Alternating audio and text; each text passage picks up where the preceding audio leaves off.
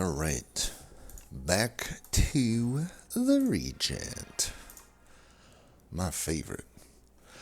Honestly, I've been still playing the other characters, and granted, not nearly as much as Regent, but I gotta say, like I do actually think even more so than Silent, I actually think Regent is the best in my eyes.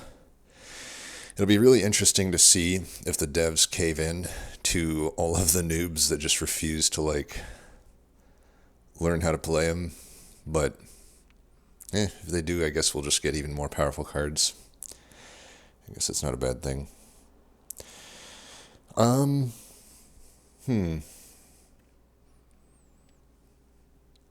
I think on Regent, random rare is kind of risky because a lot of those things are just really high star cost cards. And that is basically adding a curse to your deck. You're not going to get there with Venerate on a lot of those cards, I mean, if you look at it, let's look at the rares.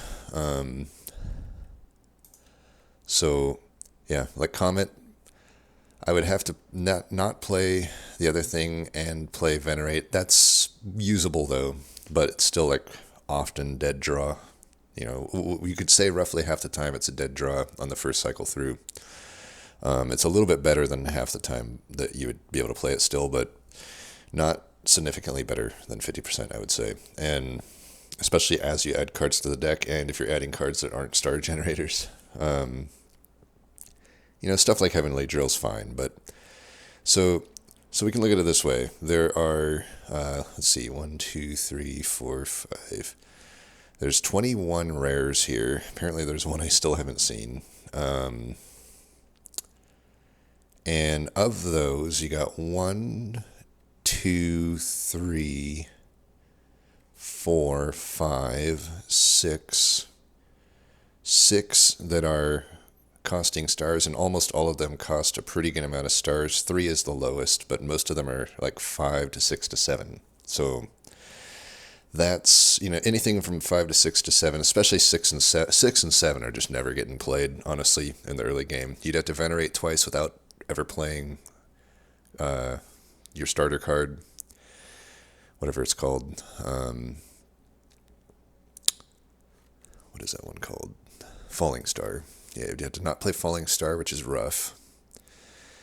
It's not like I'm getting a choice of 3. I'm just getting 1 at random. And honestly, a lot of these other ones aren't going to be good either, like Monarch's Gaze, some of these high cost things. Their rares are typically skewed toward being better in the mid to late game, I would say.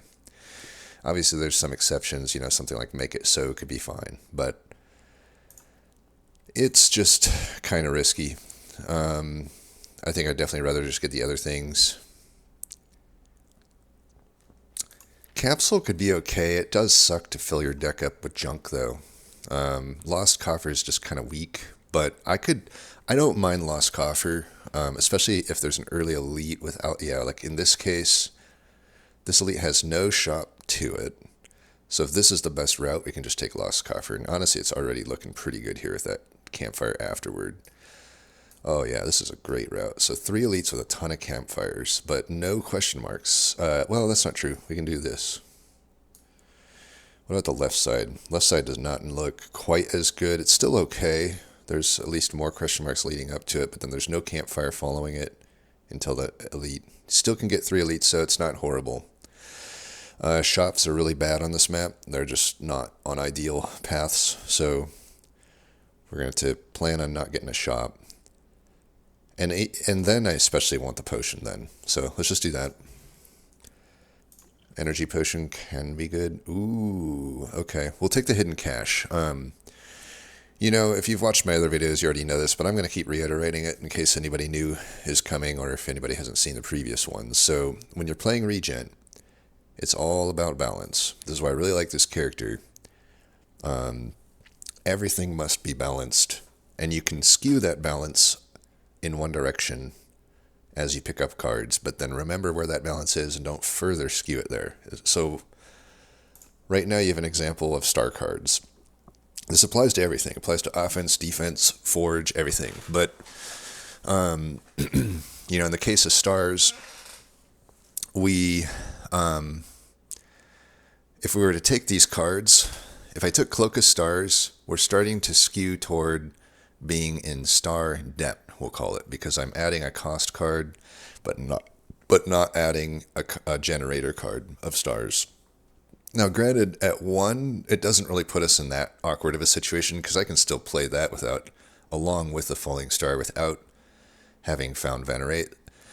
But, so basically, in that one, we'd be slightly skewing our deck toward star cost. So we'd have to keep that in mind, and then also skewing it slightly toward defense. Now, on the other hand, if we take Devastate, we're greatly putting ourselves into star debt. We can't even play Devastate before we find Venerate, which is not great. And then we also be skewing ourselves toward offense. So that would be the deal there. I really don't like to take a card like Devastate before I take a card like Hidden Cache. If I'm going to skew in one direction, it's much easier to skew toward star generation first, because in that case, in the case of Devastate, it just sets yourself up for failure, because you can think about it this way. You know, we'll have a few card rewards here. I'm probably going to hit the question marks anyway, but just because I think that they're generally getting me more expected value than a fight. But and we're not searching for potions since we already got one.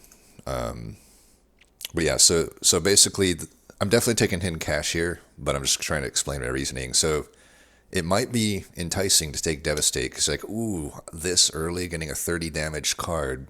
And honestly, if the other two choices here sucked, I'd still take Devastate, but I just have to keep in mind my situation. But it's not a situation I like to be in, because if you think about it, every card reward... Now, obviously, in this case, we got offered an uncommon, which is not that likely. Although I will add that Lost Coffer technically increases that likelihood. Since we already get one reward, it increases the likelihood of finding a higher rarity card. But ignore what I just said there. Let's just assume that I'm only hitting commons at my next rewards. So in the pool of 20 cards, there are 4 cards that generate stars of the commons. And that basically the math there would work out to roughly about 50% of the time a card reward will contain one or more star generator cards. So it's equally likely and unlikely that I can find a star generator card. So it's not that unlikely that even if these were all fights, right, these might end up just being fights. And say I get 3 rewards, it's not that unlikely that I lose 3 50/50s in a row. And if I lose 3 50/50s in a row for finding star generator cards, then this Devastate is not very good, because not only is it hard to play already at the 4 cost, but then my future rewards are harder to pick up, because I can't pick up any more star cost cards. I mean, I can, but if Venerate is my only star generator card, then if I already have a Devastate and I'm adding other star cost cards, you know, in the worst case scenario, I just get offered like 3 star cost cards, right? And in that case, it's like, I can't really pick them up, but if I do pick them up, all these star cost cards start becoming curses in my deck, and I can only choose to play like 1 of them or 2 of them at a time, and usually 1, depending on the situation. And then I also have to keep playing Venerate. Honestly, I don't like to play Venerate. It's just a weak turn usually, unless the enemy isn't attacking, right? It's much easier to play. If I'm going to purely play a card that only generates stars, Hidden Cache is literally twice as good at it. Unless you need that extra star that specific turn, which sometimes you do. But Hidden Cache is just a much better way to get cards. And honestly, Hidden Cache, it opens up our choices then at future choices. Now, after I take the Hidden Cache, I'm more than glad to take a Devastate or anything that costs stars, because every card that costs stars is good, honestly. So we're taking Hidden Cache. I'm over-explaining this run, because why not? Obviously, everybody keeps complaining about this character, so... Okay, this is a long fight. I don't think we need to push the 6 damage as much as we can just double defend, take 3 damage, play the Hidden Cache. After I play this Hidden Cache, I will never have to play another card like Venerate or Hidden Cache, and I can just always play Falling Star every time I see it. So that's definitely the play here. Being able to make them vulnerable and weak is just always going to be good. Unfortunately, on turns like this, obviously stuff is wasted, but I can't do much there, right? All right, see, this is why we play the hidden cache. Had I not played it, this would not be able to get played here. And that's definitely much more damage than 6 that I just put in there. All of that, already I get 7 out of it, but then all of that extra vulnerability damage, all is because I played hidden cache instead of strike. Alright, 3 damage ain't bad. That guy's like pretty tough. Okay.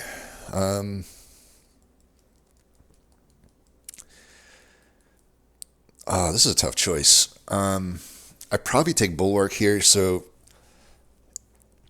I know we said all of the star cost cards are good, but Cloak of the Stars is probably the one I least, probably one of the less good ones. It's still okay. Like, if the other choices here sucked, I'd just take Cloak of Stars, but honestly, if I'm looking for defense, I don't need to force taking star payoff cards if they're not better than the other cards, let's put it that way. And Bulwark is definitely better than Cloak of Stars. Bulwark is one of the best Forge cards you can find. It's nice because it's like, it just does something very good, regardless of if you care that much about the Forge or not. And it's really nice way to get some Sovereign Blade stuff going.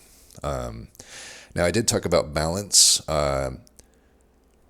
Forge is also an equation in this balance. It's like, you don't want to fill your deck up with Forge stuff, but there are some exceptions to that rule. Like, Bulwark is always takeable at every card reward, I would say. Obviously, I could get facetious and say that eventually you can have too many Bulwarks, but not really. Like, you're always pretty much okay to take a card like Bulwark, and honestly, this card too. You're always okay to take Glow.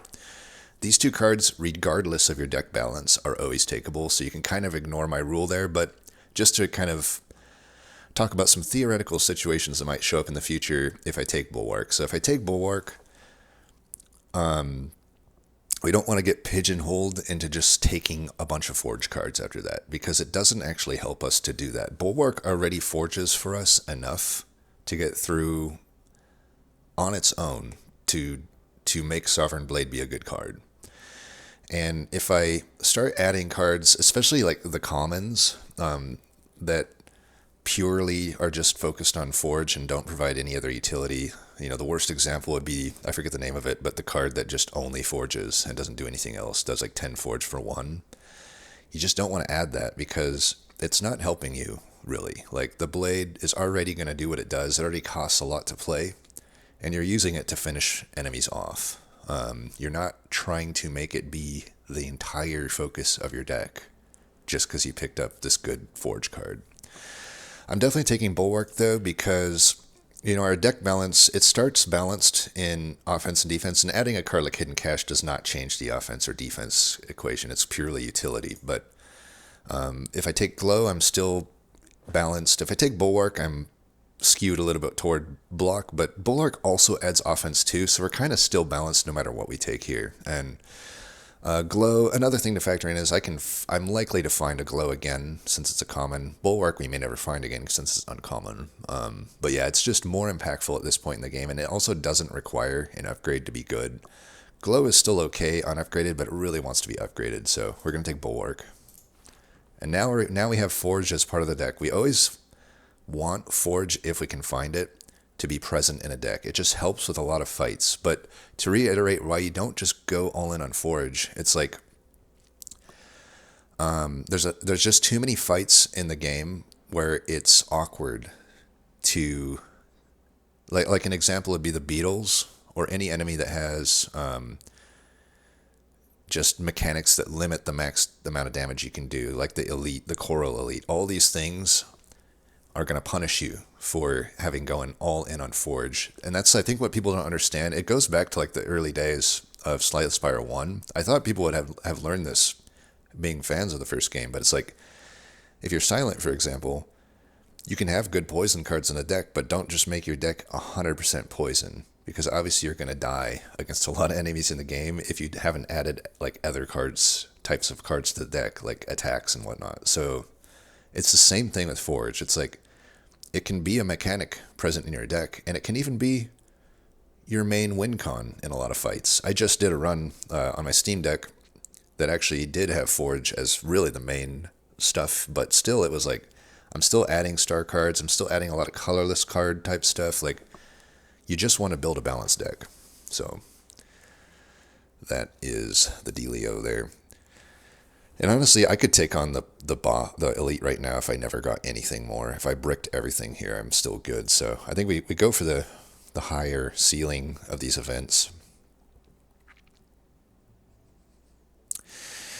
We could put this on Bulwark. It's overall improving the card, but it does suck, 1/4 of the time when it comes in at 3. But half the time it actually comes in less, and 1/4 the time it comes in more. It's technically an upgrade to the card, but I don't love that because realistically, when it comes in at 3, it's like unplayable. And a lot of times when it comes in at 0 or 1, I might just be floating energy right now anyway. That's a tough one. We could always just take Torque Toughness. We saw in one of my other videos, it's just a decent card. Peck would be okay if we end up with some Vigor type cards, but I only really like one of the cards that adds Vigor, which is the block card, but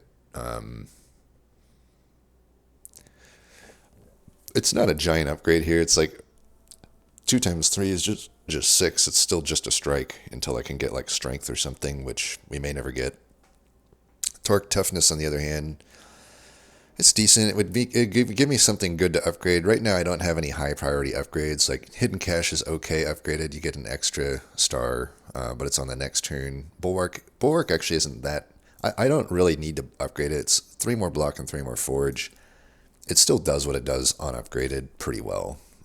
But if I take Torque Toughness, it really does need to be upgraded. I think spending 2 energy to get like 15 block is technically good, but in the context of spending 2 energy on a block card, I'd rather at least give me an immediate 7 versus a 5, and then the additional 7 per turn is really nice.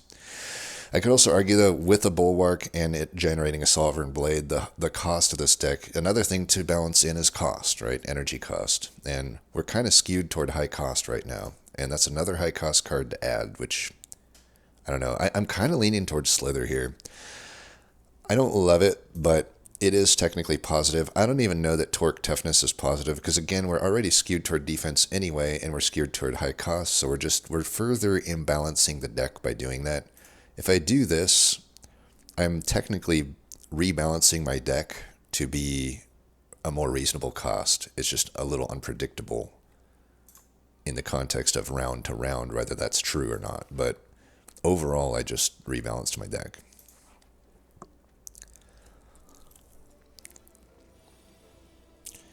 Alright, we draw our starter cards only here. This guy's doing 6 damage.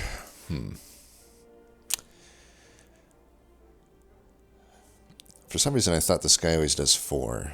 Maybe that's just the lower ascensions. I've been trying to climb with... I've been trying to get Defect up to 10. Defects is pretty good, by the way.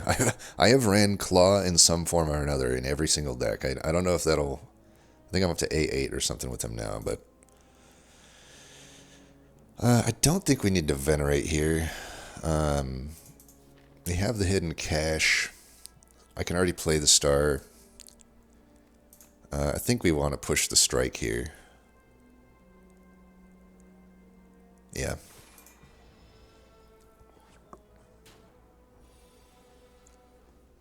Alright, came in at normal cost. That's fine, though. Do kind of wish I got Hidden Cache this turn.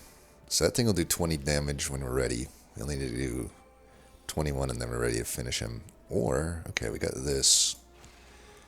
Does that kill? It almost kills. We can just full block Cache here, though.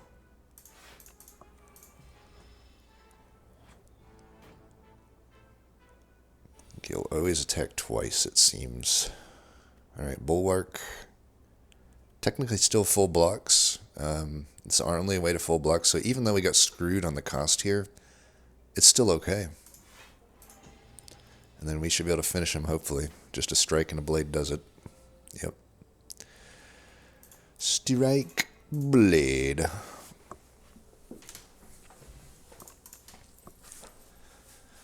Okay, we could definitely take Reflect here. Spectrum Shift can be good. It begs to be upgraded though. Upgrade it so it's a one cost, makes it much more playable. If I add this, I'm definitely rebalancing my deck, or I'm unbalancing my deck to be too high cost. If I add Reflect, deck is still balanced, other than it might be skewed a little more toward defense, but this also is offense. Reflect is both defense and offense. It actually, I think Reflect here makes the most sense, especially if I think about this in terms of balance. This keeps my deck completely balanced. It keeps the energy cost right about where it needs to be. I totally have the stars to support it since I added the hidden cache, and it adds both defense and offense. It's just absolutely the choice here. And it's just a super top tier card.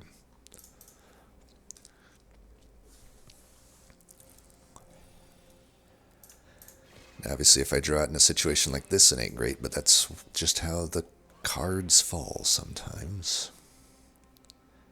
Alright, Bulwark has yet to ever get a cost reduction, so what I'm trying to say is I'm never lucky and everybody should feel sorry for me. Should I play Hidden Cache here? Probably, or sorry, Venerate. Probably not. Probably just push that, even though I'm shrinked. It's some damage, and we can finish with Blade, maybe. So 14 plus 4 is not going to do it, unfortunately. So we'll have to take 4 here. I think a Hidden Cache, because we want to be able to play those star cost cards if they come up. Yeah, so here, since I still can't kill, we can Reflect, do 8, and then we're ready to kill him. Actually, since I'm full blocking, might as well just kill him with his, make him kill himself. Boom. Okay. Ooh. I like all these cards. We don't need Glitter Stream. It is too high cost, and we already have enough block. So Glitter Stream is out of the question. Patter is a good cost, and it gives some defense, but it's mainly a block card. It also doesn't have any synergy with the attacks we got right now, particularly, right? You need, like, ideally multi-strike cards or an AoE card for Vigor to make sense. So it's probably just Charge if I'm going to take a card here. Charge is just a nice one. I mean, it's like, sure, it's kind of like Hidden Cache where the benefit is delayed, but the benefit's huge once you realize it, and usually, unless you're top decking this, the very next turn you'll realize your benefit, and it's a big benefit. You know, it's overall thinning your deck out 2 cards at a time and adding 14 damage and 2 card draws, all for the price of 1. So definitely Charge. Very good card. And it even supports everything that we got going on. Like, it supports playing the star cards more often. It supports playing the Sovereign Blade more often. All of these things are good. Okay, we'll go Defend, Star, Strike. We have the potion available. This guy can be tough, so we will definitely be open to playing that. Alright. We will do this. It's not the best charge, unfortunately, because we only got 1 starter left in the draw pile. But we can just do we can either do the Venerate or the Ascender's Bane. Probably just the Venerate. I really can't justify playing Venerate in this fight, but I can definitely justify Hidden Cache.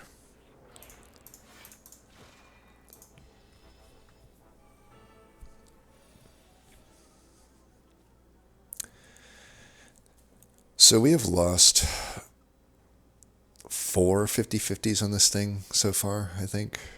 4 or 5. It's not great.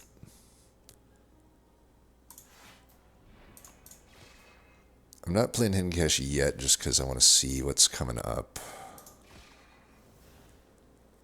Yeah, like I could just defend this. You know what though? This pushes damage while also generating stars. I think we should do this.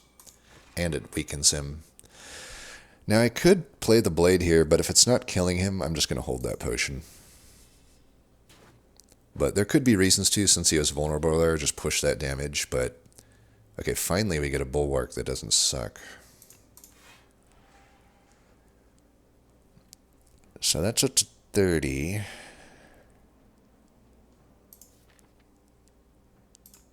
think we just defend charge here. And hopefully we can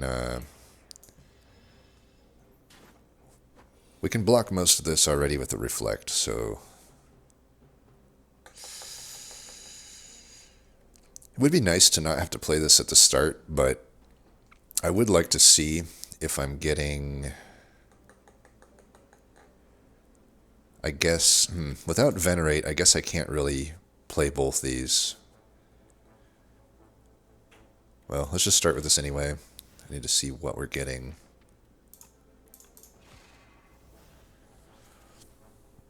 So it's definitely just reflect. It will block and deal more damage. And then I don't even know that we hidden cache. If we got to finish him next turn, and we will. So I think it's just charge plus strike. That won't kill him, right? Yeah. 39, 7. Yeah, I don't think so.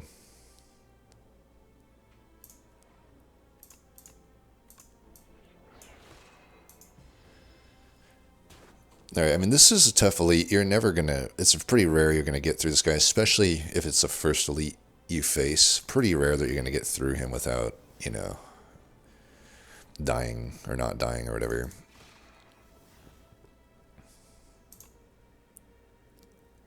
Does this, yeah, let's do, alright, we're way overkilling him here. I was like, okay, now we were able to preserve the potion. That's good. Relic is not so good, but that's okay. Yeah, so here, for example, I'm not going to take Rotten War, because it's not, it is an okay card. Of the common cards, it's probably the best forged card, but it does not really benefit my deck much.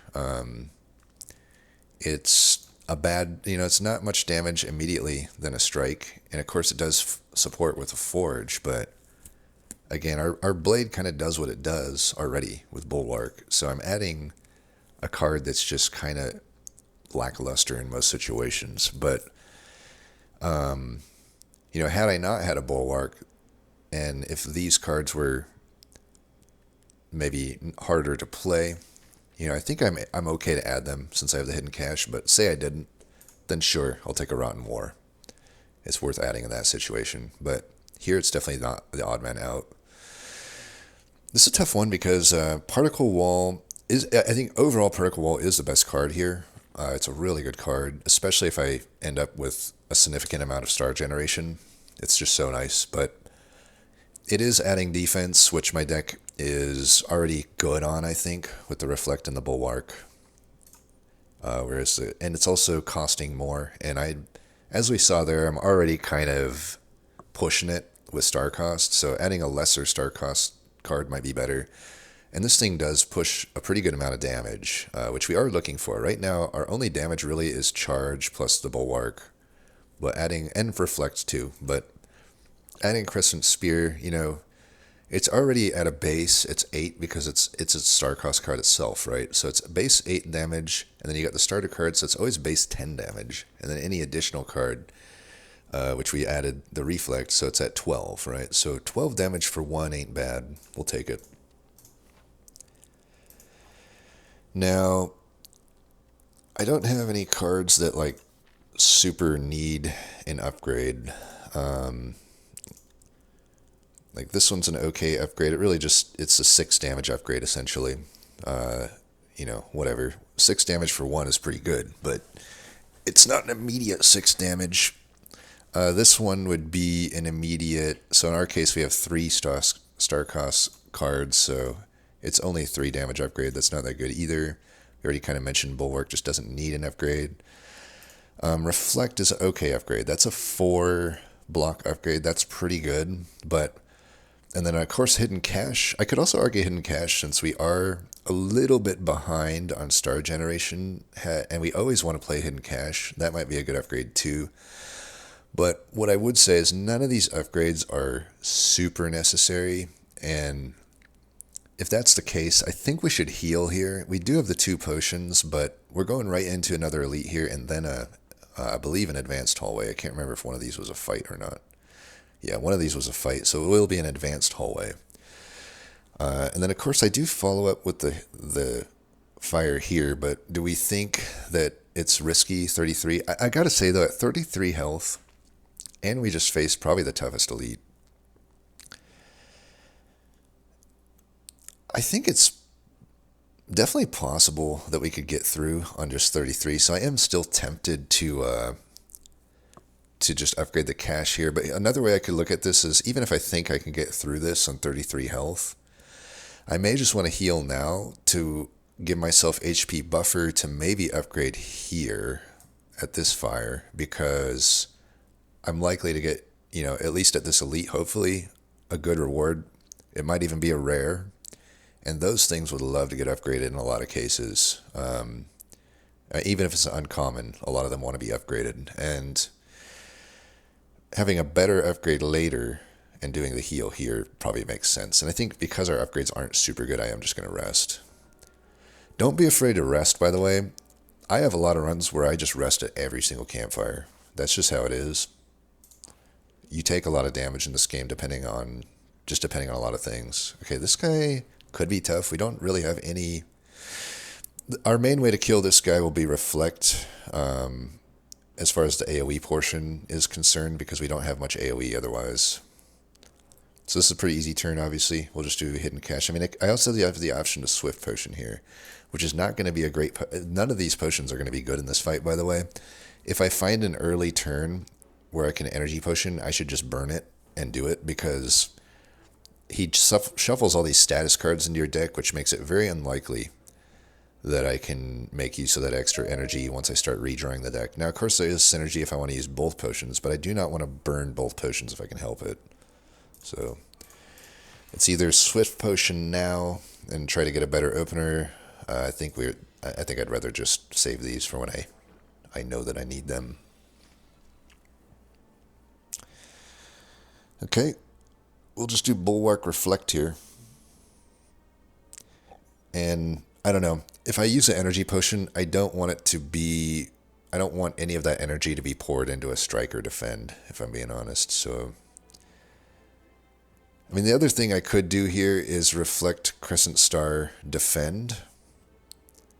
That does push more damage. It leaves me one less star, though, for what that's worth. I will say being on 4 stars is better than being on 3 stars with this deck, for sure. But, because we're almost certainly going to be playing the Falling Star.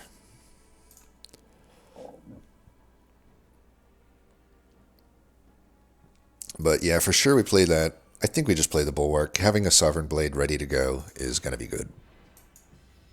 We're obviously wasting a lot of block here, but no matter what there, something will be wasted. Charge is unfortunately only hitting 1 card here, but it's still probably worth it. And then we just venerate Falling Star Strike. I'd rather pop him this next turn when he's attacking. The infection obviously sucks to let it get in there, but yeah, it's minion.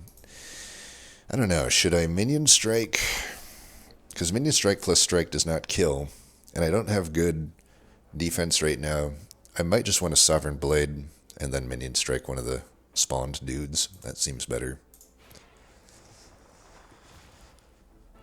Okay, let's take out the lower health one if we can. Granted, I think the attack order is these 2 attack and then these 2 attack, so maybe still targeting one of the other ones would have been better, but too late now. This is 3 damage. I don't think we should just block that. That's a weak turn. I'm almost certain Charge has to get played here. We already have 4 stars, so Venerate is not super necessary. The only time that's relevant is if I specifically draw Reflect and Falling Star and not Hidden Cache. So I think we're better off just doing this, and we can get rid of 2 of our infections. That's really nice. It's always nice to get rid of an infection. In real life as well.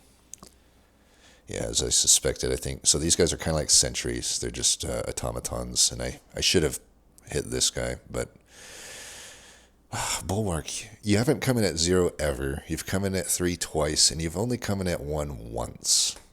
Like, you owe me so much shit, buddy. You bastard. I think we could still try to kill this one. Could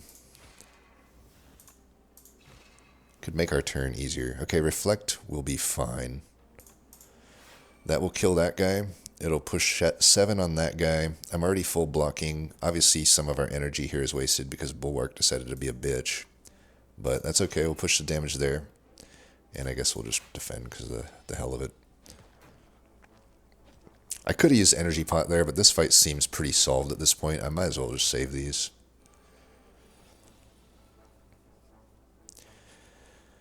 Alright. We can push 12 plus 6 is 18. Unfortunately, it doesn't kill the dude that's doing 9. What if I hidden cache? Yeah, we got this. So let's do hidden cache. This kills. Oh, fuck, I don't have a star. Damn it. Well, never mind. I guess I'm taking 9. Or I'm taking 6 because we weakened him, so it's not the end of the world. If I really want, I could use a potion here. Well, never mind. Honestly, I think I'll just hit this guy then. If he's not dying, I got 2 turns to kill that guy. I want to kill this guy. If I'm getting 3 infections, not great. Not a great draw. If I can kill this guy, fuck me. So at this point, I think it's worth it for us to Swift Potion. We're taking a ton of damage here if we don't. So that's why I say save it for when you need it. So, Bulwark, I'm just going to give you a real... We got to come to a... We got to have a serious talk here, buddy. Like, at some point, you got to stop fucking me. At some point, you got to stop fucking me. Could you do that, buddy? Is that, like, impossible for you to do? Now I'm just wondering, like, should I push this damage or not? Because I'm not full blocking here unless I defend. Even if I defend, I don't think I'm full blocking. 18, this is like... Yeah, 3 times fucking... How do we have so many infections? I even killed 2 of them. Ay, ay, ay. So 5 times 3 is already 18, so we're taking 9 no matter what. Yeah, we got to defend this. Theoretically, I should be able to kill this guy in most cases. All I need to do is draw Sovereign Blade or Reflect or anything like that. The fight's still not going horrible. Like, we have taken some damage. Unfortunately, I'm fucked again. Like, my draw order is abysmal here. It was good at the start, I'll give it that, but it has been abysmal this second round through. Really fucking frustrating, to be honest. I think we just defend strike. At 3 stars, I don't need to venerate. I can at least kill this guy. Really sucks that we're 1 short here. Now we take a ton more damage.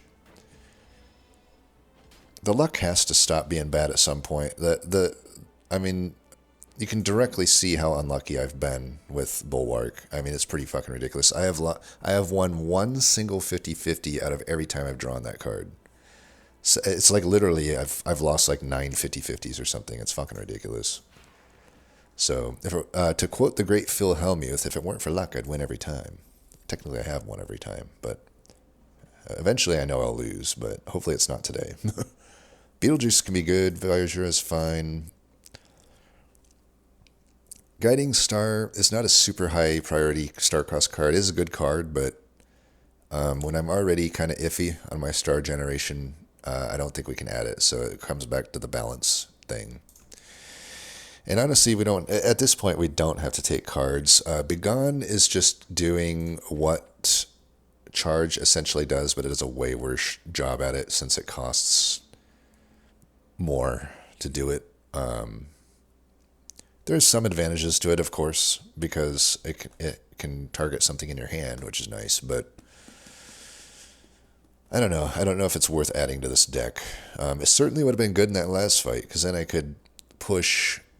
For two energy, I can push 17 damage. That's okay. That's pretty good for 2 energy. and then I could be removing those status cards. What is the boss? I cannot, off the top of my head, remember what this boss even does. What?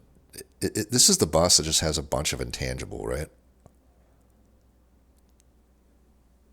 If this is the boss that just has a bunch of intangible, does he? He doesn't shuffle. He does shuffle wounds into the deck. Isn't? Yeah, I can't. That's the big like dude that's like a shadow, right? And he has starts with like 10 intangible stacks that I gotta break through, and then he also has giant hits that shuffle like 3 wounds into your deck. If that's the case, Begone might be worth adding here. Monologue is a card I'm almost never looking to add. I don't really see it doing much in most of my decks.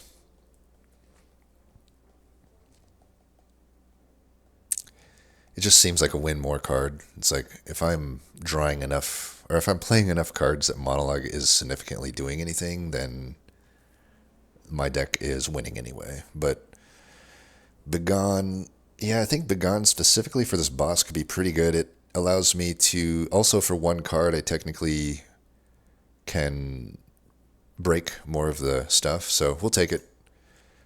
And this, again, goes back to, it's like, well, we're adding all different type of cards to this deck. We're not just saying, oh, I'm a star deck, oh, I'm a forge deck. It's like, yeah, I'm going to add whatever's useful I'm going to add, because it covers your bases on the plethora of fights that might come up. And it just helps me thin out the deck.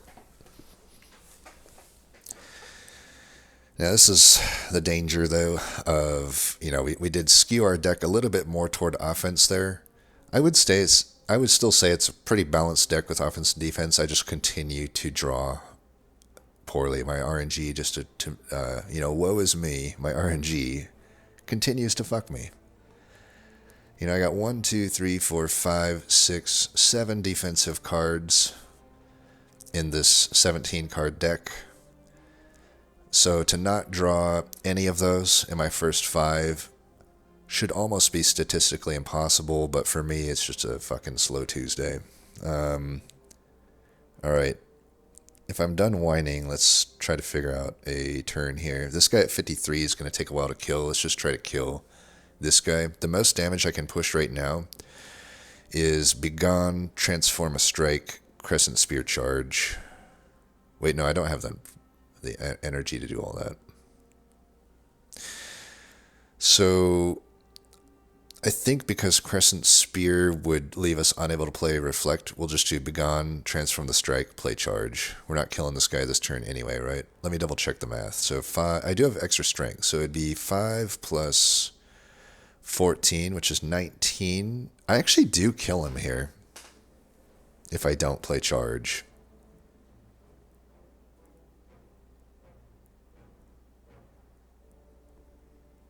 I still take 9 no matter what. I'm never killing this guy. Could I kill him with an energy potion? Because honestly, a potion for 9 is worth it. That's like my threshold. I would say 9 is right about at my threshold where I'm like, well, if I can prevent 9 with a potion, it's worth it for me. Let me double check the math here. 5 plus... So if I would obviously want to play the strike. So it'd be 7 plus 5 is 12, plus 13 is 25. Yeah, it's not going to kill him.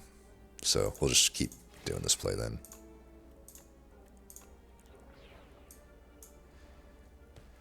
So yeah, do I really need to kill him here? I feel like I still benefit from Charge more here. It's like, I'm just preventing him putting a status card into my discard pile. That's not that bad. If I Charge, I'm making my next turns quite a lot better, and he'll die anyway. And I get to keep my star to make it so Reflect can just be played. I think it's still just Charge. Now I could get rid of Ascender's Bane. That's probably better than getting rid of a Strike, just in the context that I need to be speedy with this deck. So we'll get rid of the Bane just so I don't have a dead draw. At least a Strike still is something that might be relevant.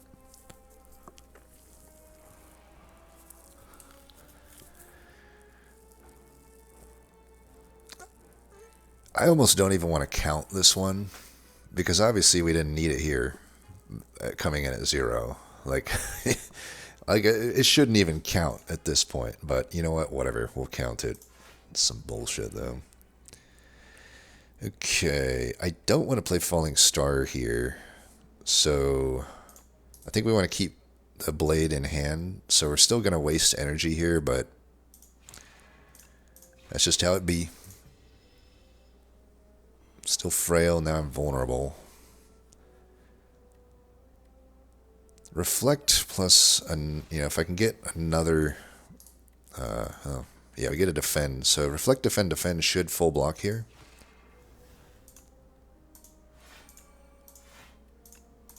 And that'll push 18. We can finish with blade. There we go. So despite that bullcrap where of our 17 cards, I drew no defense at the start, thus causing me to take 9. Aside from that, the fight went alright. Probably not going to upgrade, though, because of that. Don't you just love it when the normal fights are indistinguishable from the elites? Okay. We don't have big reasons to take collision course or patter, but hegemony I kind of like. It does mean we're skewing even further toward offense, though, which is a little iffy. Also, it's hard to say how it affects our cost. On the one hand, it's adding a 2 cost when I already have a 1.5 cost, which isn't horrible, but it certainly could set up some turns. There's definitely a lot of these turns I've wanted extra energy, and Hegemony can help with that. Hegemony is just a pretty solid card in general. We'll take it. It's definitely better than the other cards. So we're going to stick to the path here. We'll have to heal going into this fight. I know we got some potions, but we may end up fighting the head again, and at 24 health I cannot kill the head in a lot of cases. Candlebra's good, definitely. That'll help. Make it easy when we draw Hegemony on that the second turn. Alright, this guy also is similar to Giant Head, is just unavoidable damage a lot of the time. See, why can't Bulwark come in at 0 on a turn like this? I'm getting a little bit pissed at this fucking card. Like, with this this upgrade. It's like, mathematically speaking, it was the right call, I think, for me to make this upgrade. But functionally, all it's done has downgraded the card for me in any relevant time I needed it to be cost reduced or to not come in at 3. Any fucking time like that. It's fucked me. But we'll just use this here. I am starting to get a little pissed. It's like, dude, at some point, the abysmal RNG has to stop. Alright, this is obviously overkill. But at least I can make use of all this energy. I guess we're getting rid of defend. It's a little risky, but best defense often is more offense. Do I Sovereign Blade here? Because I could save it for the Falling Star, but right now I can't even play Falling Star unless I get Venerate. I think we just push this now. I don't know. It's not super clear to me if I should do that or not. Because then I got to redraw it. It's just a bad turn if I don't push this damage. I think I got to do it.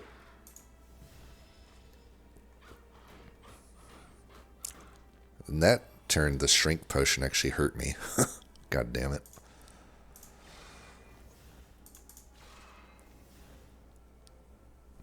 Of course we don't draw a hidden cache. So the bullshit continues.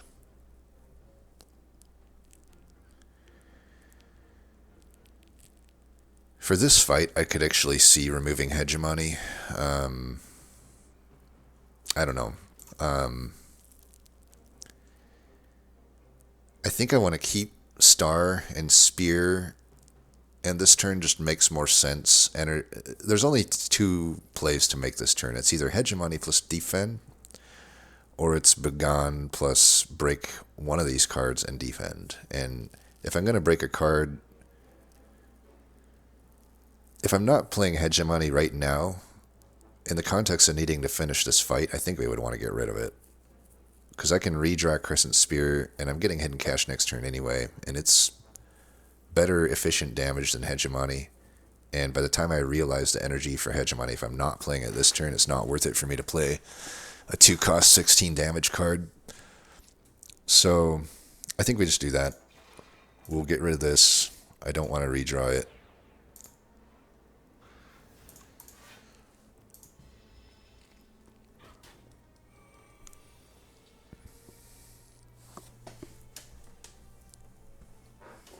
Okay, Bulwark technically finally came in relevant at a relevant point here. We do full block with it. So for sure we strike. The only question is, do I hidden cash or not? I'm pretty sure I should hidden cash. The only thing that sucks is Reflect is gone, so it's only just Spear or Falling Star that the cash beats the strike here for. It's tough to say, because if I strike, he goes down to 13, and at 13, I don't know that 13 is a super relevant breakpoint, though.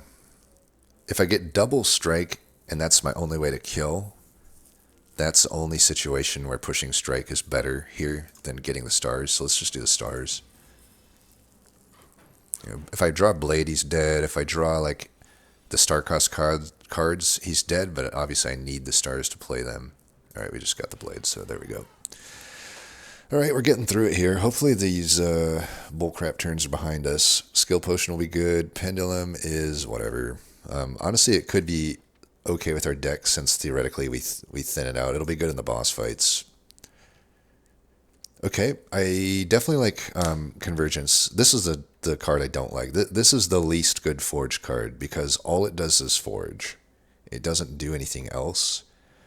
The thing with Forge is putting a card purely toward Forge, unless it's specifically the card named Forge or Smith or whatever, which does like 30 or 40 Forge, that's okay. But 10 Forge and nothing else is a hard sell for me. Like, that's just not worth it.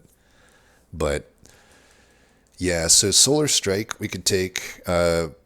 I don't think we want it because we already are kind of skewed toward offense, and this thing generates the stars just the same, even if it's delayed. I really like Convergence, though. I think this is a pretty good card. It upgrades pretty well, too. It's an okay upgrade. So, yeah, it's just the stars. I wish it gave energy, actually, an upgrade, but even the stars, that could be all right. Convergence, I don't know. It's just really nice being able to retain your hand. I suppose there is some anti-synergy with the Snake Bulwark, since if it comes at a high cost, I'm then preserving it at a high cost, but it's pretty good with like the hegemony, or if I'm drawing a star card that I can't play or that doesn't benefit me that turn, I can retain it, and then of course just simply getting the energy. It's basically free to play in the context that you get the energy back the next turn.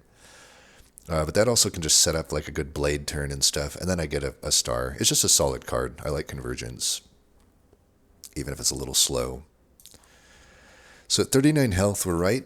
We don't have any more elites. I think we can get away with upgrading at this point. This is a fine upgrade. Hegemony is a good upgrade. You get an extra energy. The 3 damage is all right. It's not great damage upgrade, but that extra energy is certainly good. Begone would give me an extra 4 or 5 damage for one, for 2 costs. That's also just not that good.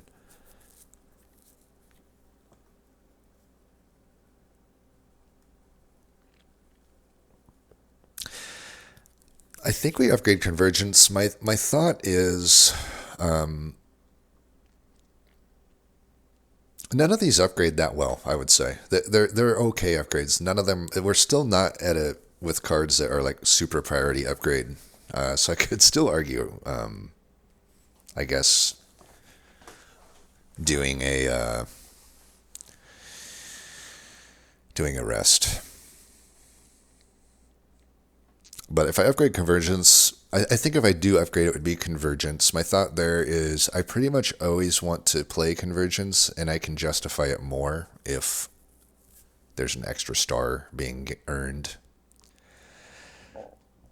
Also, I can say that, between Convergence and Hidden Cache technically essentially have the same upgrade, but the context there is Hidden Cache already gives you a ton of stars, so if I play that, I'm able to play my star cards out. But if I don't draw Hidden Cache and I instead draw Convergence, getting Convergence to actually give me a proper amount of stars gives me a better spread of what I can draw as far as draw order goes and still be able to play my star cards cleanly. So I think I will just upgrade Convergence while I can. I want to get that event too, if I can. This is a really annoying fight. Okay, Bulwark, you finally relevantly got me at 0, so thank you for that. We're definitely hegemonying. Then I guess we're just... Crescent Spear is a little risky, though. I honestly... We gotta kill this guy first. I think I should push this damage. If I draw Reflect and no star generation, so be it. This is the only thing that makes sense, I think, is pushing that damage. Because then I can kill with a strike, whatever, anything I can kill him with. Of course, we get the specific fucking situation where I get punished for that, but whatever. The game literally hates me today, I guess. So we take 8 because of bullshit draw orders again. And I could have drawn Hidden Cache, Venerate, and any of these before that. I could have also just drawn the Fallen Star, which I could play. The game literally fucking hates me. But what are you gonna do? What are you gonna fucking do?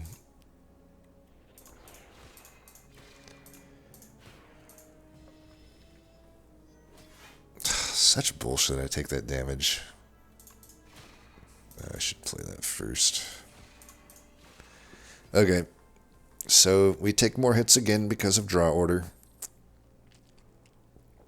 I really want to take this Reflect, but as we saw there, even still, I'm still somehow in situations where I can't play stars, but that is the nature of stars too. It's again why you want to balance your deck, that it's not just only star cards, because I need to have cards like Hegemony, Begone, and Bulwark that do things if I happen to just top deck only star cost cards and none of the star generation cards. Because keep in mind, of 19 cards, I have 3 that generate stars, and I have 3 that cost stars, and in 2 turns, 10 cards drawn of the 19, I happen to not draw any star generators and only star cost cards, so it's obviously, statistically speaking, supposed to be unlikely that that happens, so I don't want to, get too pigeonholed into thinking that I can't support taking this Reflect. I feel like I can. The Refined Blade is not very good. It is an okay card in a vacuum, but for my deck right now, it is completely not solving any issues, and Forgotten Conclusion is a very hard card for me to evaluate how good it might be in a deck. Because it's tough for me. I already have a lot of cards. I already have Hidden Cache and Convergence, which don't really do much for me the turn I play them. And their delayed effects, even Hegemony to some degree, and even Charge. So it's like, I already, we can think of that in terms of balance too. I'm kind of skewed toward a lot of cards that do not immediately benefit me and need an extra turn to pay off. And if I add Forgotten Conclusion, I'm adding yet another card like that. So, sure, the effect might be good on paper, but the reality is I'm just filling my deck up with things that will cause me to take chip damage because I'm spending card draw. I have to draw these cards, and I play energy to not get any immediate benefit, not in any immediate block, no immediate damage, and get my effect the next turn. So I really don't think we can take Conclusion. The only realistic card I can take here is Reflect, and we will take that. We are skewed toward too high of star cost now, though, so we cannot take any more star cost cards. We only want to take star generator cards if we're going to do that. 3 max HP is worth an upgrade, but I could just smash and get the HP, because I think if I do this, I don't think I can then heal afterward, right? So I think I'll just heal.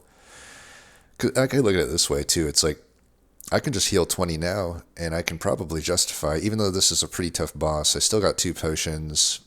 I can probably justify doing an upgrade, and honestly, upgrading the hidden cache right now makes the most sense, since it would just support me being able to play the extra reflect that I picked up. So I think I'll just heal here. And then we will upgrade hidden cache. That just helps me support my deck a bit more.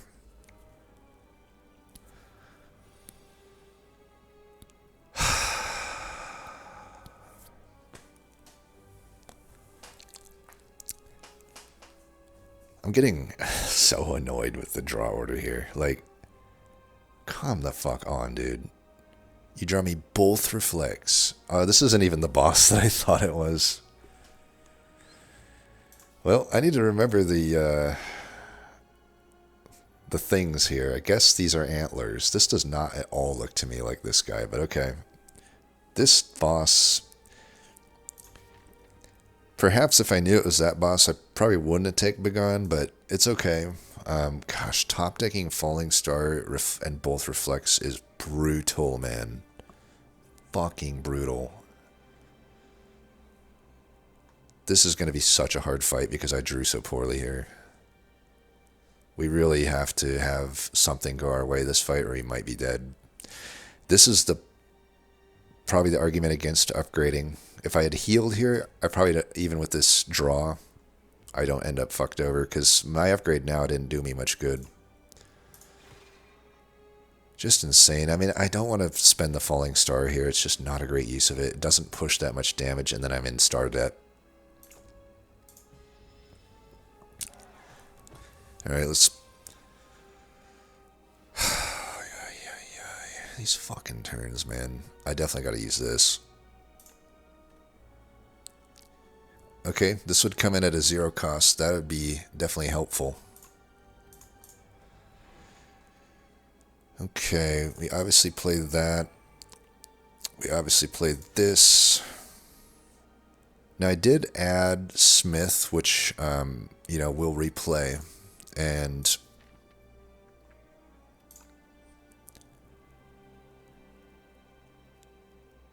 I think we still just push this. Sure, I lose a star, but eventually we'll get hidden cache and we'll be good.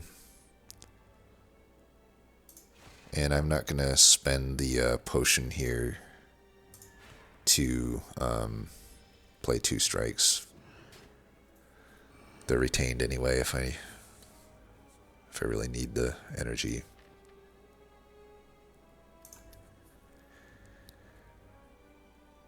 Oh, we're taking so much fucking damage, man.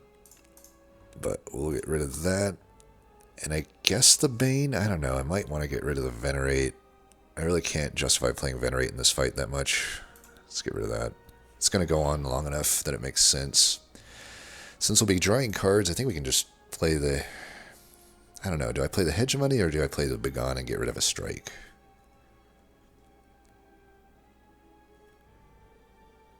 Could I push 37 damage here? I can do 5 plus 14 is 19. And then, I mean, if I use the energy pot, I could just push this damage right now. But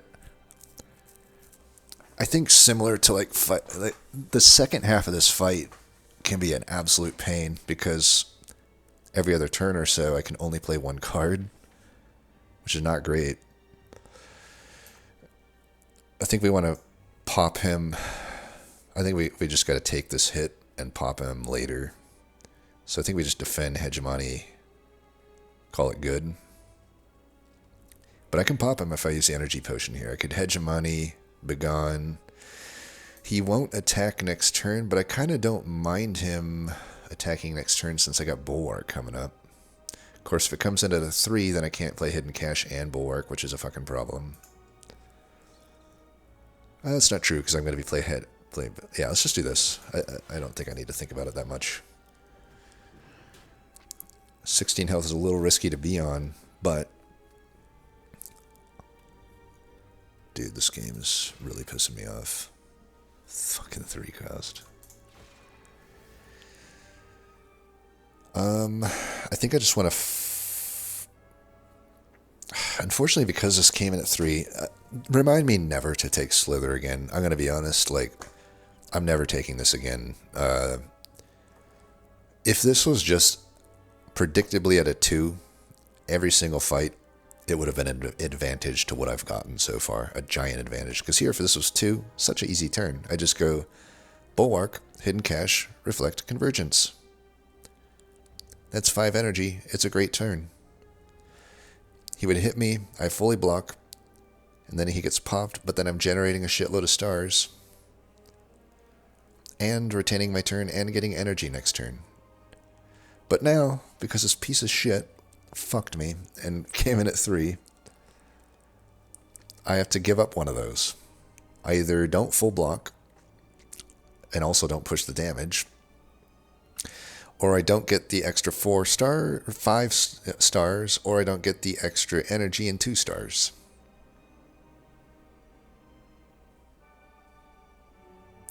But I guess I can just stop whining here, because honestly, I can just Bulwark, Reflect, Convergence, and that's probably fine. We come back at 3 stars next turn, which would allow us to play Reflect. That's our highest star cost card, other than, I guess, the Forge or the Smith card, but I'll just have to live with not being able to... I can technically...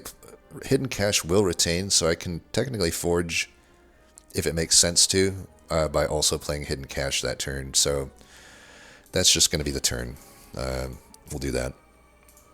But yeah, I'm pretty pissed at that. It would still be a way stronger turn had I been able to play Hidden Cache there in addition to that. So he's stunned. This is our time to do some damage. Did not want to draw Reflect this turn. But we can hopefully finish him. I'll hedge money, Hidden Cache, and Begone, I guess. I don't know. Do we need a Hidden Cache? We got Falling Star and Smith. Unfortunately, both Reflects are in the bottom. I may not actually benefit from Hidden Cache here if both Reflects are in the bottom. You know, it only matters, I guess, if I'm going to draw Smith and need that to be played. It's 30 damage, though. It's 30 fucking damage. For sure we're playing that. We know that. And for sure, I think we played this. Do we? I mean, this technically pushes more damage, and I don't want to redraw this deck necessarily. So if I'm too short of lethal, that would suck. I still have this potion if I need it.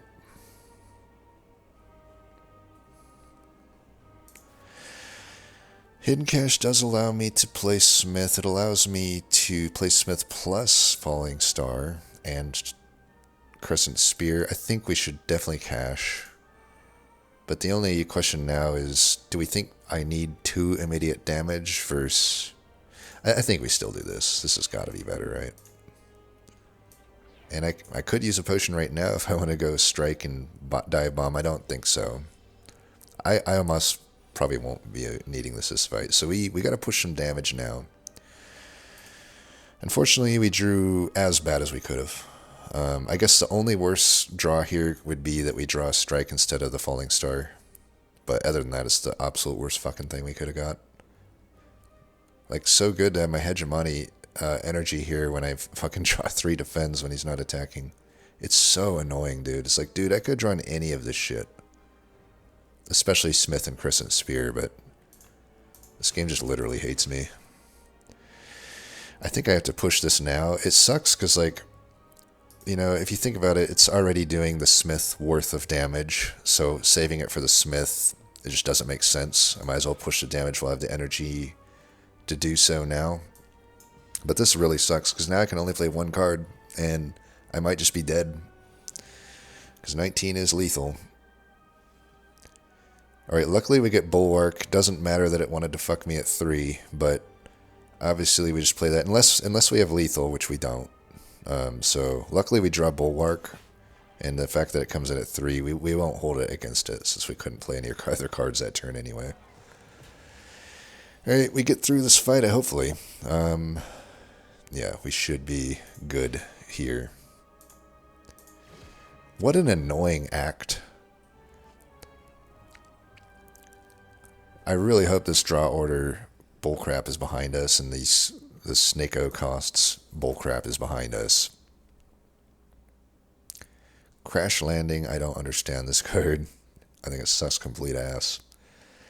I guess it's okay. It's like a really bad Emoliate. But Royalties is always just something that you can take. Royalties is very good. And Monarch's Gaze, I don't think it's very good. It can be takeable, but not in this deck. And yeah, Crash Landing. I mean, I will say this, we don't really have any AoE. And it is... We have AoE with Reflect, though. Yeah, we already got double Reflect. Let's take Royalties. Royalties is always a good add. Okay, I do want to get the early shop if possible. So let's chart a path before we look at these, just to see what type of act this is going to look like.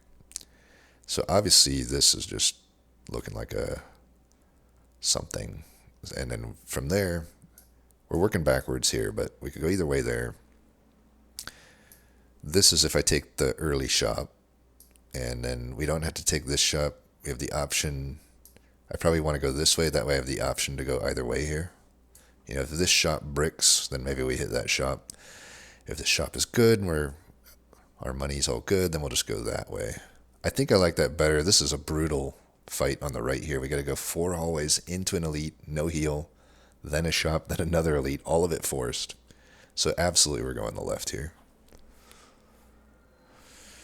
What is Pale? I don't like Pale's rewards a lot of the time. Hold on one sec. I got something else on the side I need to do here really quick. Okay. Sorry. Distractions. Okay. Pale's Flesh, those are... Actually, no. I said I don't like a lot of Pale's relics, but looking at these, I like all of these, honestly. These are his best ones. Pale's Wing.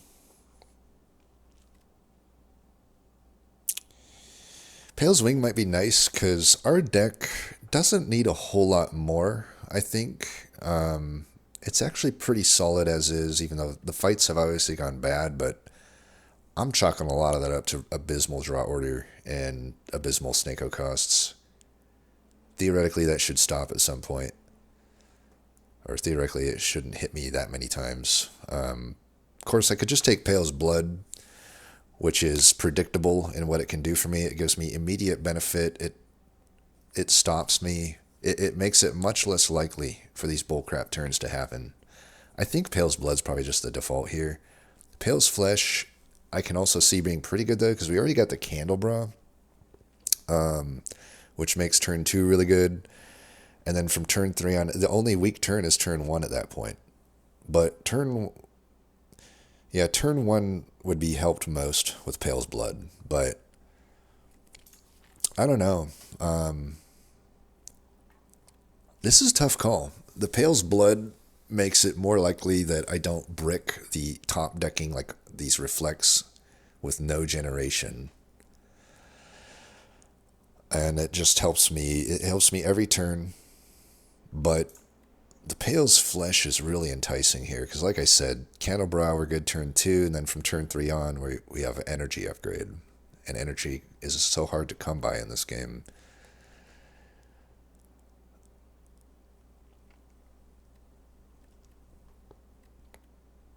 But I could also argue that this deck, if I can manage it between hegemony and convergence, I can set up essentially a chain of extra ember every turn. And at that point, I don't necessarily need the ember upgrade. You know, if I draw either of these on turn 2, then we pretty much can set up energy for a couple turns in a lot of cases, especially if we have extra draw. One thing's for sure, I don't think it's Pale's Wing. I don't like the unpredictability of it compared to the predictability of these. Pale's Blood.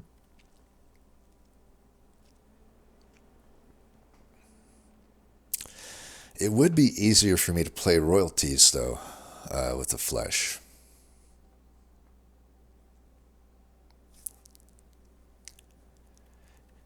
And I don't know, between the charge and the convergence, I don't know that I need a draw upgrade that much. You know, convergence in a way is kind of like, it doesn't help you dig through the deck, but it does help you have a good hand.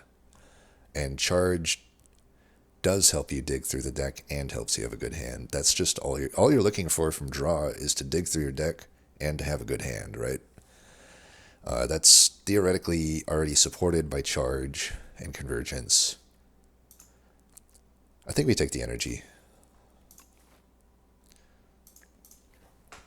I think it's pretty close between draw and energy there, though. Okay, Bulwark came in at a good cost here. And then I think I'll just Reflect Venerate and hit him. I don't know, maybe Reflect is overkill here, but if I Reflect, I'm pushing 19 damage. That's got to be good, right? I guess if I Reflect, I can't... If I Reflect, I can't Spear, though, so... You know, Spear is pushing 15. I could just the same... I can actually push more damage for the same amount of stuff and still Venerate with Falling Star Spear. So Falling Star Spear is better as long as it full blocks. I don't know exactly if it full blocks, though, because what is 25% of 19? It's not full block. I think we want a full block. Now, we don't benefit from Falling Star here, so we'll save those stars.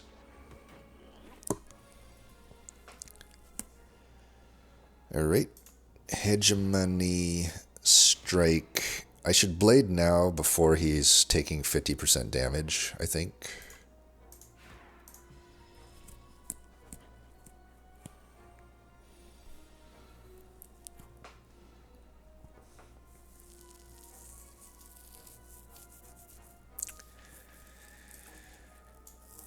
I suppose this was predictable. I hate this enemy so much. Of course he takes Reflect. Couldn't take Convergence. Couldn't take Charge. Gotta take Reflect. The one fucking card that could pull me out of this fucking turn. Oh, you're such an asshole. Such an asshole. Of course, I only draw 1 defend when he's doing 23 damage. Kinda hate this game.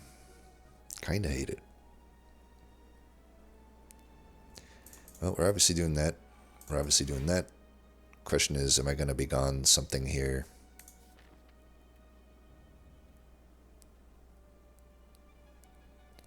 Might just save Begone for next turn. I mean, I get an extra energy. I got 5 energy next turn.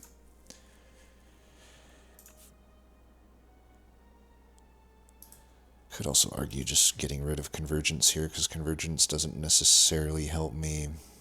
Honestly, the hidden cash I could probably get rid of. You know, I'll have 4 stars. That's enough to play Reflect plus a Spear. And I probably want to push 2 hits here if I can. If I can stun this guy, my life is easier. And just pushing the damage is fine. Really sucks we gotta take this damage.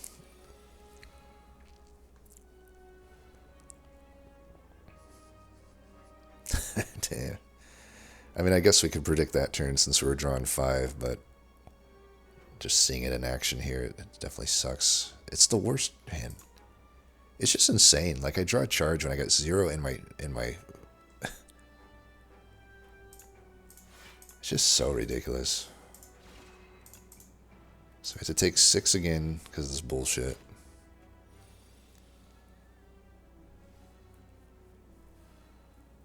Alright, we can kill him, thankfully. What a fight. Fucking half my fucking health. Obviously, we want that back.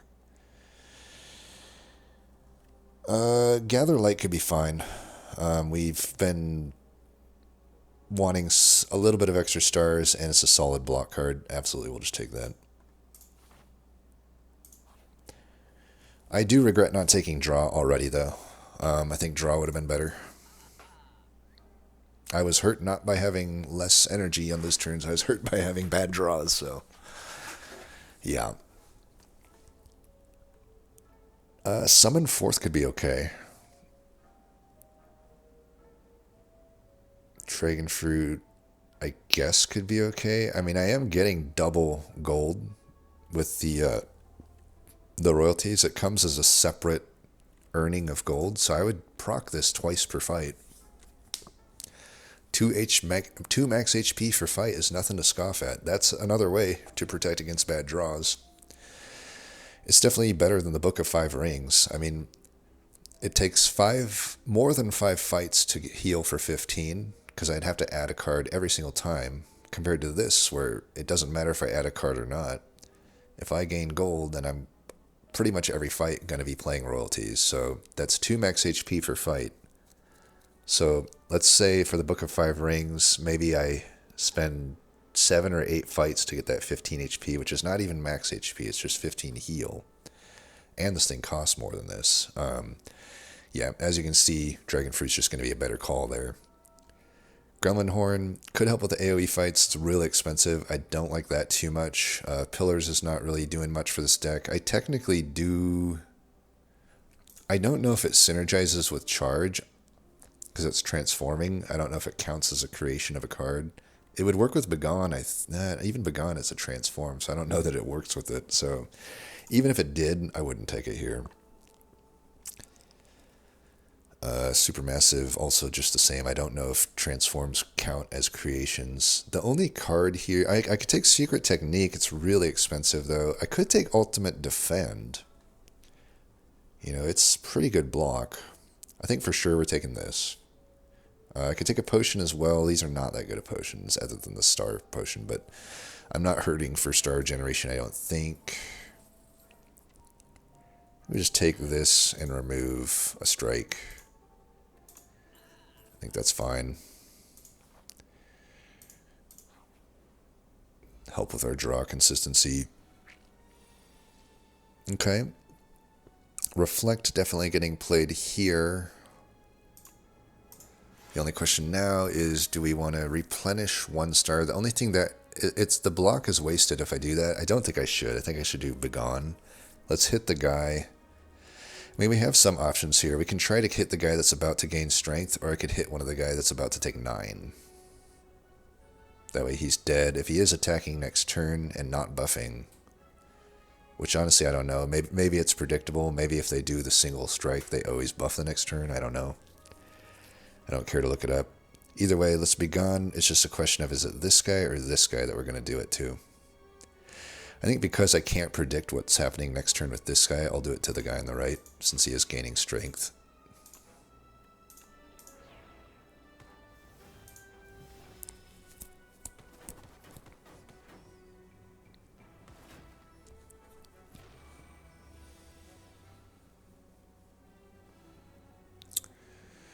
Alright, we can play Reflect again. And since I don't have any additional attacks, I guess we're going to have to, because Crescent Spear doesn't kill any of this since they're locked in at 9.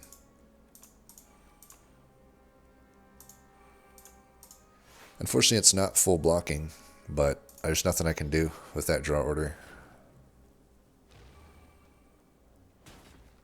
Still only 3 damage. If I can get out of this fight only taking 3, I'll be happy. Alright, Bulwark came in at cost. That's about all I can ask for at this point. From that piece of shit card. I mean, the card isn't a piece of shit. It's a piece of shit upgrade. Enchantment, whatever you want to call it. Downgrade. The piece of shit downgrade. Well, we definitely don't need to ultimate defend here, I don't think. We can just do bulwark and strike. Strike kills, but I might as well hegemony. So I get the extra energy. So kill him.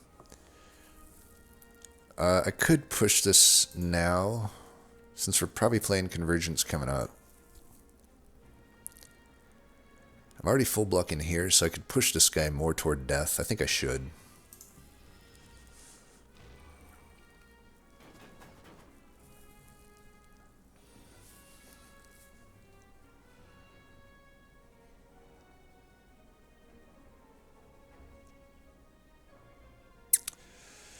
Well, we can take that guy out, so we will. And then we'll just full block, I guess. Do I want a Convergence or charge is the question. Probably charge here is better. It's accomplishing more. Alright, we get through that fight, only 3 damage taken. I'll take that. Bulwark comes in at cost again, not that it matters. Alright, so you'll notice 82 health. I get 2 separate golds. 83, 84. Beautiful. Potion of Binding, it's whatever. Child of Stars, gigantic pickup. Astral Pulse, we don't want... my feeling on Astral Pulse is it's incredibly powerful in the first act. It's okay in the second act, and it falls off a bit in the third act. But Child of Stars, giant pickup here. Those star payoff cards are so much easier to play now. And we got no money, really. Even if I play royalties here, we're not hitting that shop. Oh, look. Bulwark came in at 3. Thanks, bud.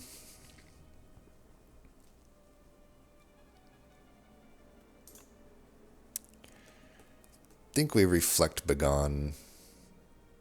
I'm tempted to get rid of Bulwark here, since I can't rely on this fucking card.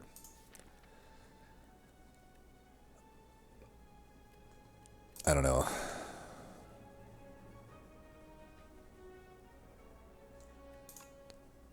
Gotta take this guy out first since he's lower HP. He's not that threatening compared to the other guy, but just makes sense. Maybe I just get rid of the other Reflect. I don't know. The Crescent Spear is easier to play. If somehow I can't... The thing is, with the extra energy from here on out, it's very unlikely that I'm not going to be playing those star-generating cards. At the same time, though, I think Crescent Spear might just be more useful for me to have. Pushing that once I redraw this deck, pushing damage will be more useful, because this guy's most likely burrowed at that point, and I can stun him if I deal enough damage. So let's get rid of the Reflect. And Bulwark, as much as I hate it, theoretically, it should be coming in at a good cost, hopefully, if at some point. You know, it might be the year 2028 by that happens, but, you know, eventually it'll happen. Royalties, I mean, we just play out the hand. It's not much to think about here.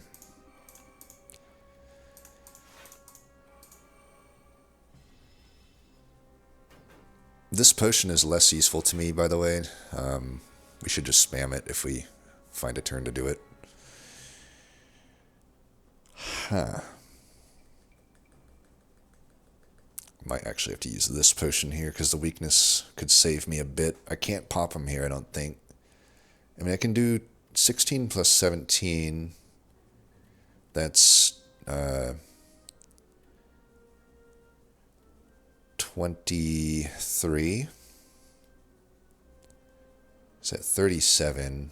I can add 50%, so that's like 11. 23 plus 11 is 34. That's not 37.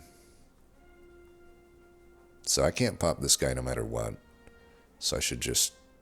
Either way, I should do this, though, so that I can block more. Let me just double check. 24 plus 10, that's 34, yeah.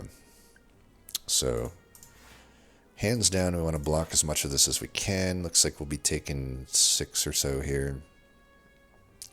Then, for sure, we want to play this. We'll just, I guess, take this guy out while we can. He debuffs me. Unfortunately, I just don't think I can charge here. I could if I used a potion, but Honestly, maybe I should. Like I said, I don't know that this is going to be much use to me, especially if the coming turn. It can be useful on a turn one of another fight, though, but often on these turn ones, it's not energy that would help me. It's like stars that would. And maybe I should have bought that star potion. I don't know. I don't think I'm going to get better out of this energy potion, so I might still just push it now. Because my turn really sucks coming up if I don't. So let's do it now. I don't think I can find a better use of it. Let's get rid of the... I might even want to just get rid of the Bane. Yeah, this fight is very important to just have a good turn coming up. Strike is better than a curse. I just can't keep taking these big hits, so... let's play this first, play that.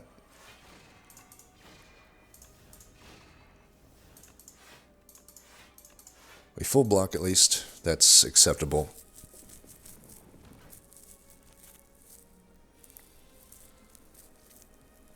And he'll be broken here, so all is well.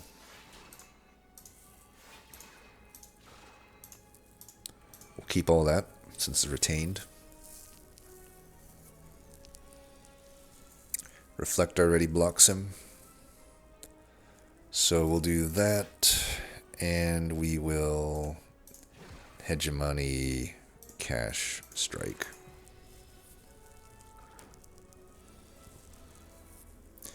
Alright, we get through it. Didn't take that much damage. But still sucks that we took it. But we'll always earn 2 health back. We at least essentially have a blood vial here, and then once we do rest, I'll get big payoff. Good potion. Yeah, these are just not needed at this point. I mean, maybe I could argue the Astral Pulse, but not really. I think I will actually rest right now. Child of Stars is the best upgrade right now, but I'm going to rest just in case I have to pay health at this event, like if it's a hidden bridge or something. Or slippery bridge, I mean. Or fight. Guess I'll just have a fight. Alright. Not the worst opener, honestly. At least I can make use of all of my energy relevantly, and there's nothing wasted there. And I get to retain the ultimate defend with a ton of energy this turn. That's good. Okay. Reflect almost kills that guy. I'm okay. Just if I'm full blocking, I might as well not pop him here.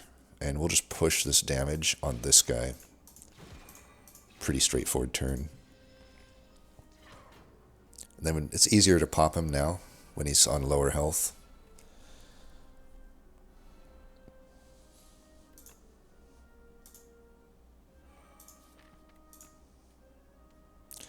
We'll use strike to pop him here. I'm still taking damage, unfortunately.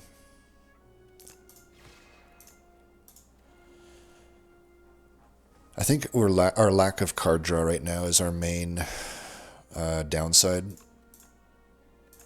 That's why we're having turns like this.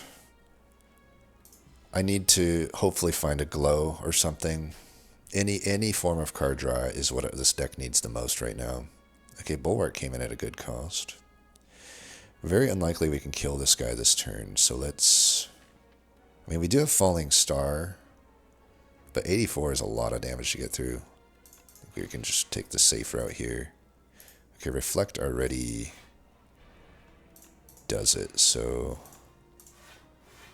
let's just hit these guys for now. I'm already full blocking, so let's do that.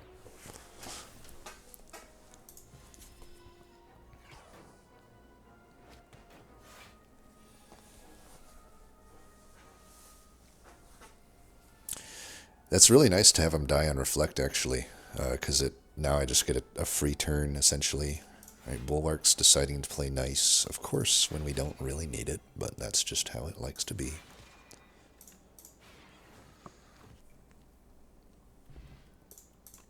I should be happy with what I can get at this point. Block pushing's good. One more hidden cache. I don't know. I think that's a hard sell for me, because we're pretty balanced as far as stars go right now. And I don't Maybe if I had like a black hole, I could consider it because it's really good with black hole. You get two procs out of it for one cost and one card. But without a black hole and without additional star cost cards, it's kind of hard for me to take this. And also no card draw, right? Because without card draw, Crush Editor is just not impactful enough at this point in the game. I think you could take it, but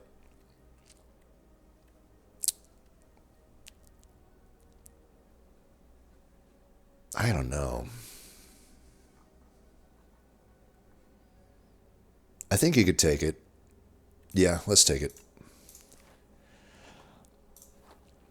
55 health.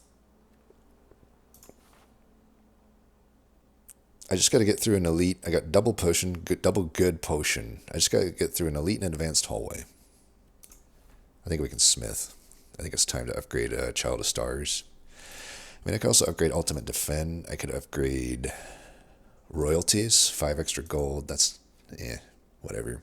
I think I upgrade this for sure. It's actually like so much, especially if we end up with more star cost cards, which is now that we've added the main reason I add the hidden cache there is it already kind of supports the current deck because there are turns where I want to be sure I can play a reflect essentially, but then it also opens me up to take additional star cost cards, especially like the rares.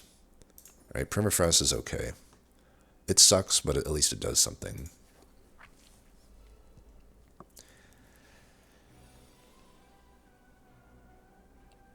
That's a good example of why I need to be adding the hidden cache.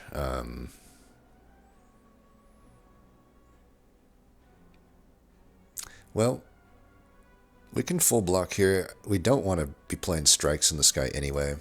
This is just an okay. I guess we're not full. Well, we are 3/8. Yeah, we're full blocking, pushing a lot of damage. This is fine. Just sucks to draw both of the reflects. I've done that how many times now? Drawn both reflects in my opener, at least twice. I think even more. I don't know.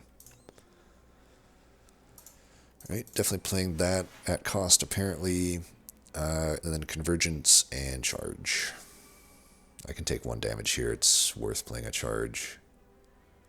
For this fight, Strike is actually worse than Ascender's Bane, so let's get rid of those.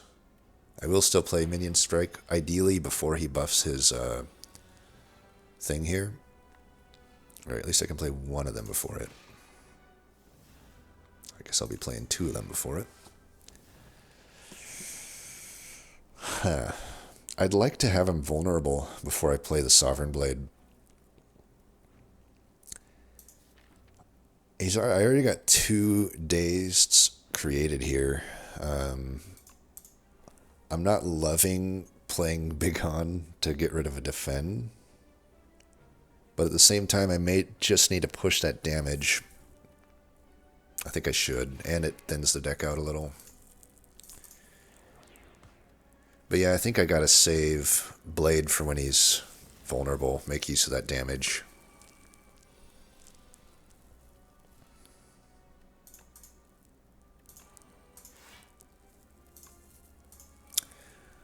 We'll push this, get some block. 8/4, might as well use a block potion then.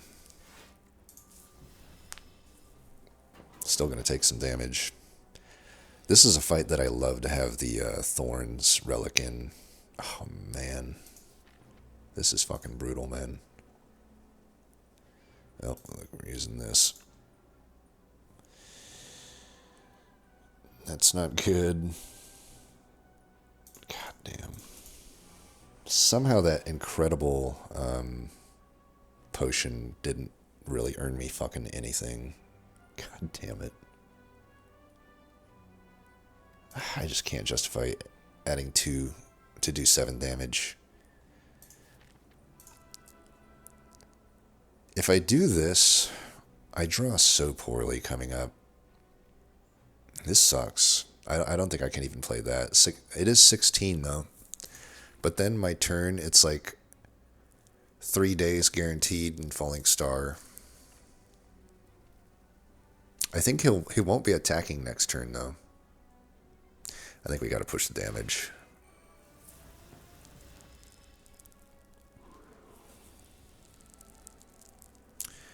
This is where healing would have been nice. Okay, we got to push this. Hopefully we can do 18. We got the whole deck to redraw now. There's still a lot of dazed, but hopefully we got this. Because he's going to kill me otherwise. Our reflect will go pretty hard here. Do I just kill him, though? Well, we can play that no matter what, because I only, 3 energy is all I can do with the attacking. So we got 6, 8. Yeah, we got the kill. Oops. Almost fucked that up. Actually, the minion bomb kills him anyway there. Okay, we get through it, but we had to use both potions, so that sucks. But we'll be able to heal as long as we get through the next fight.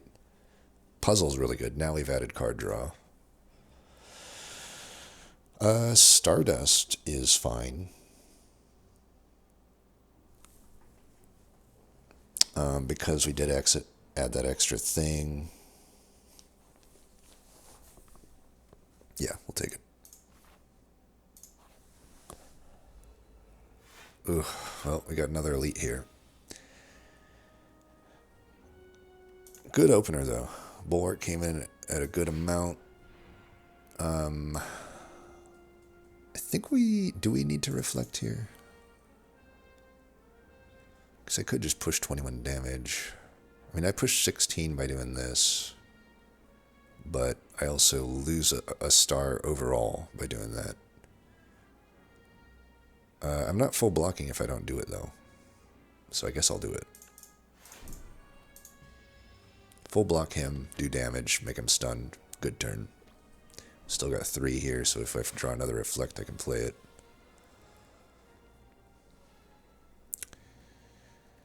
Alright, this does not full block, but I'm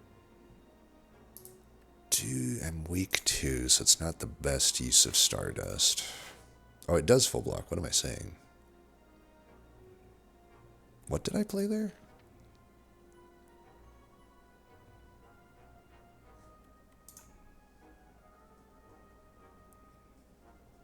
Oh, the permafrost. I was like, why am I full blocking?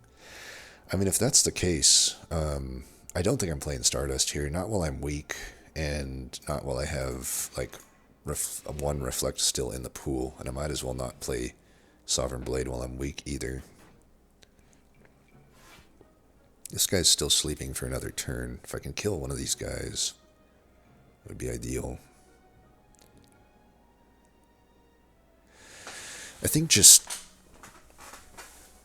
I don't have any defense, but I can kill this guy, so I should. I do want a convergence for sure, so we'll just get rid of the Ascender's main here. And we got the royalties. Hopefully, with the extra energy, it will be playable. But I'm not like in a hurry to play royalties this fight because it's a really hard fight. Reflect makes it a lot easier, though. I'm weak, so again, I don't know that... I mean, this is already pretty much full block single-handedly, right? This guy's doing 28 to me. I only need 2 more block. So we can definitely play this here.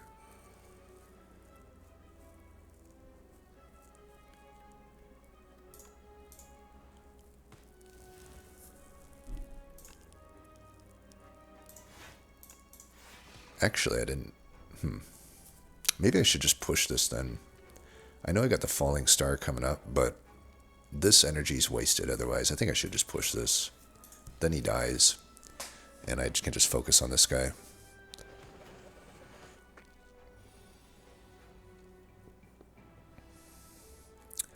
How many times am I going to bottom deck charge so bad that I have nothing in my draw pile? I've also had it where it's like 1 in the draw pile. It's actually kind of insane. I mean, I guess I could have predicted that because those were the 5 cards, but it's just like, it's so brutal. Well, we take an unavoidable set of damage here, unfortunately. But we'll get our card draw.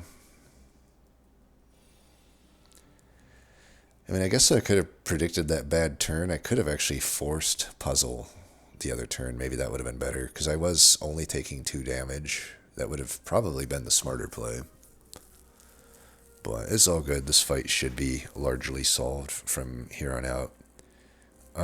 I could technically stack Reflect here, so that next turn, the thing is, I don't think he attacks me next turn, but you know, if it's there if I want it.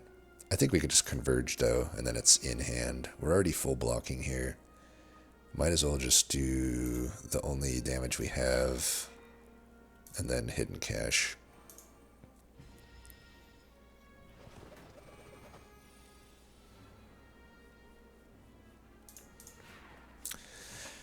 Really annoying. Like, I don't know. I feel like we're taking damage when we shouldn't. So Orbit we don't need. We've got a lot of energy. Decisions is probably better than Glow here. I would love to have Glow, because like I said, I want some card draw, but this also technically is card draw. Just, you know, if it's drawn out of order, it's not so good, but I think we live with that. It's such a good card. We take it. We are skewed toward needing some star generation, though, at this point. Alright, big heal, because we got the big max HP. We got no potions, but with 51 HP buffer, we should hopefully be able to get through this. Of course, we top deck it, but at least we get Charge and Reflect. It is what it is.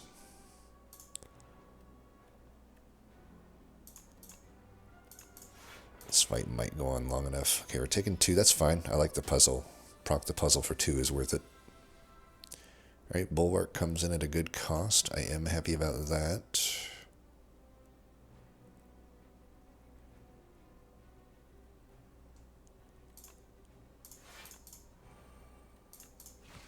Get him vulnerable before we start doing this.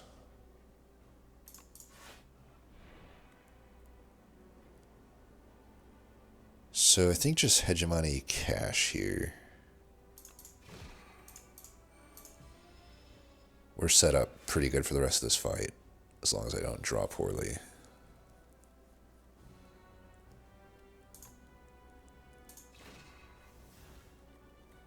Damn. Does suck to be taking 20 damage here, but it's literally unavoidable, so that's pretty cool. Not really any point in playing the Strike. I could play the Blade if I want to push 11 damage here. I probably should. And I guess we'll play Strike.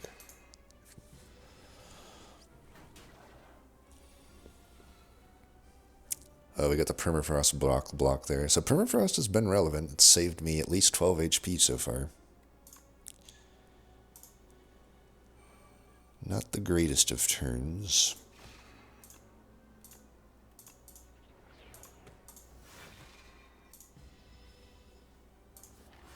Stardust. Well, we can full block with Stardust. That worst comes to worse, but we don't need it here. We can preserve it because we got the Reflect here. Yeah, let's Convergence Bulwark, I think, unless we want a Hidden Cache. Well, I don't block if I don't Bulwark here.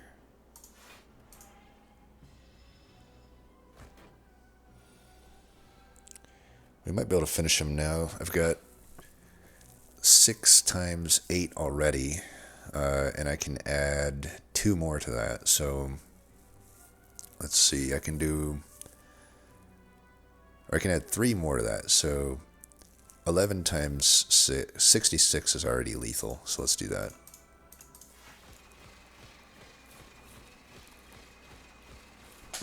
Beautiful. All things considered, not that bad of a fight. We took like 20 damage or something. We'll just heal again and we'll be close to... We'll have a giant buffer for this boss. It'll be nice. Plus we got a great potion there. Akabeko is sometimes good with Stardust. Okay, I think this deck can definitely support a Spectrum Shift. We've been floating energy on a lot of turns, and this will help. And if I could upgrade, it would be even better, but with the energy I have, we can play it pretty cleanly at 2 anyway.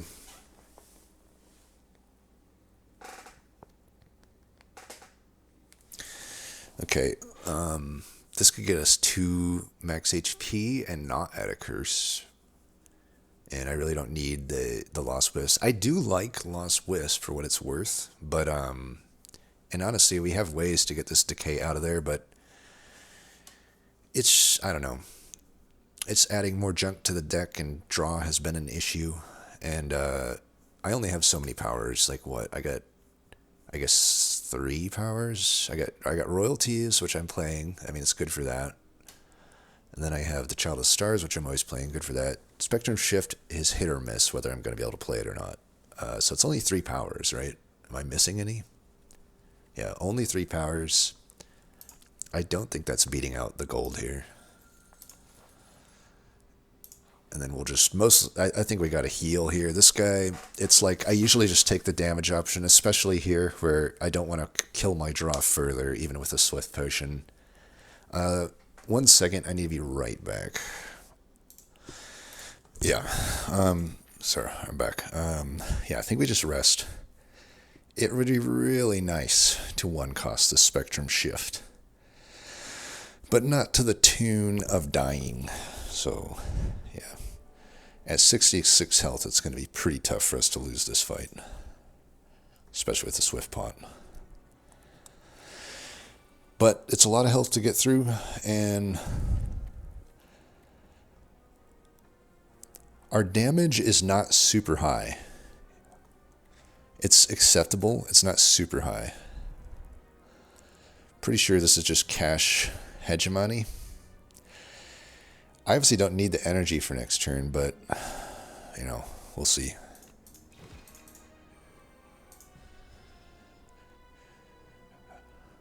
Always take Disintegration. Always do it. Hey, this is a good turn. Like I said, sometimes it's just pretty easy to play it too. We'll just float 1 energy here. I'm not going to use my Swift Pot here. I think you really got to save these high impact pots for a high impact turn. I guess we take Puzzle. I'm A-okay with that. I am A-okay with that. Ooh, we got the decisions. And we'll get the block for it naturally. I am definitely I'm open. This is just going to be a bulwark. I mean, I can play it 3 times, and now our damage is A-okay. Sovereign Blade becomes our main source of damage here.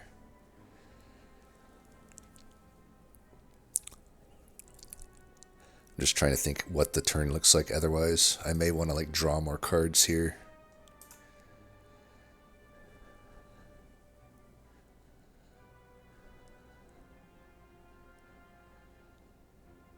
Because if I play it right now, actually I don't overdraw because it's already 7 in hand, so we'll start with it.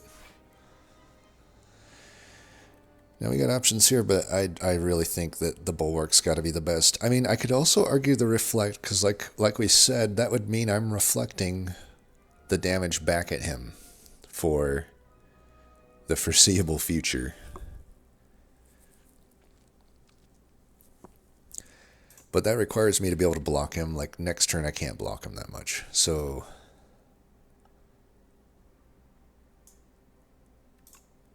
I think it's Bulwark. We want to push the damage. And I don't even have to play this Bulwark necessarily, if there's a better turn to make here.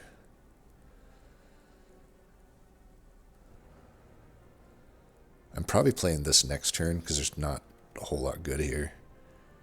It's looking like we're yet again going to bottom deck charge.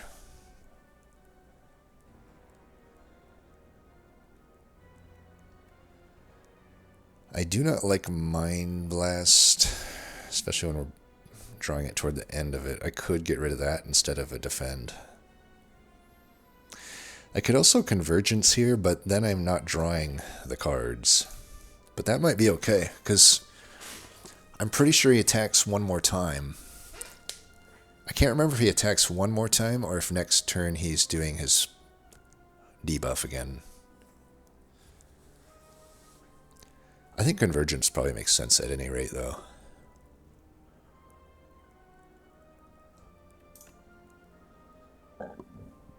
And then we can just Mind Blast while it does some damage at least. Or we can just be gone. Let's get rid of the defend. I think Mind Blast technically, theoretically, should be doing a decent amount of damage on redraw, at least. But the defend's always going to be lackluster. I'm going to save this Falling Star for next turn. We might as well let him do the full damage here with the Reflect. Oh wait, no, I don't have Reflect in play right here. Damn it. Well, either way, I should save it for the Sovereign Blade if it's getting played next turn.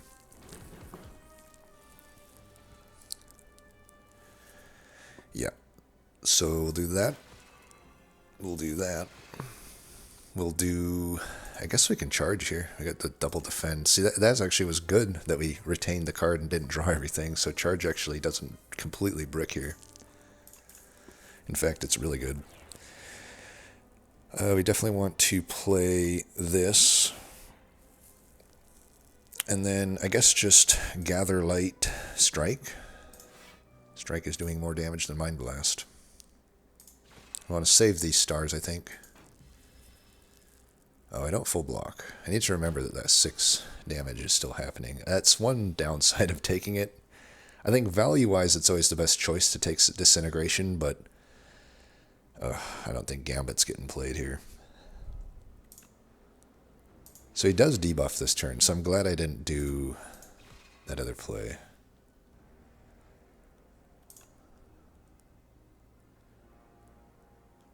We want to save... this is just Royalties, Convergence, Hegemony.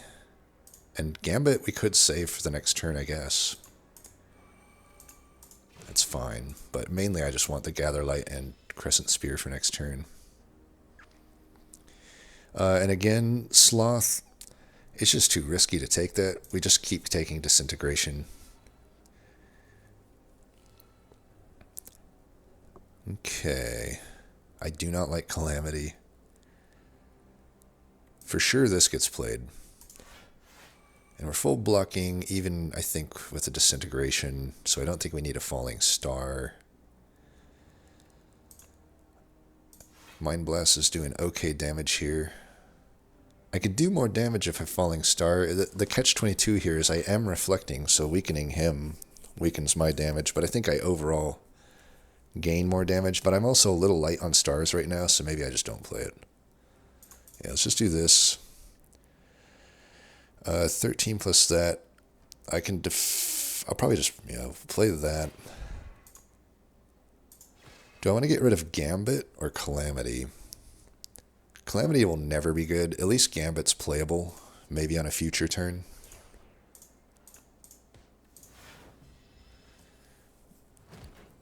Alright, we're crushing this fight. I still have Swift Pot if I need it. He's already at like a 3rd health.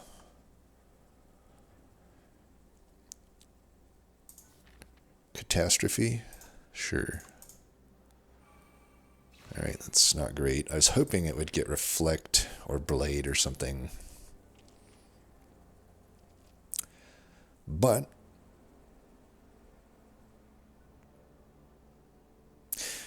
so we got Reflect coming up. I think we can just Stardust now, because it earns me block. I don't think we'll use Swift Pot here. Just like to point out again that that Bulwark coming in at 3 made that turn more awkward, though. Okay. Reflect's definitely happening. Charge. Just a piece of shit, apparently. I could use Swift Pot here. This turn's not looking great.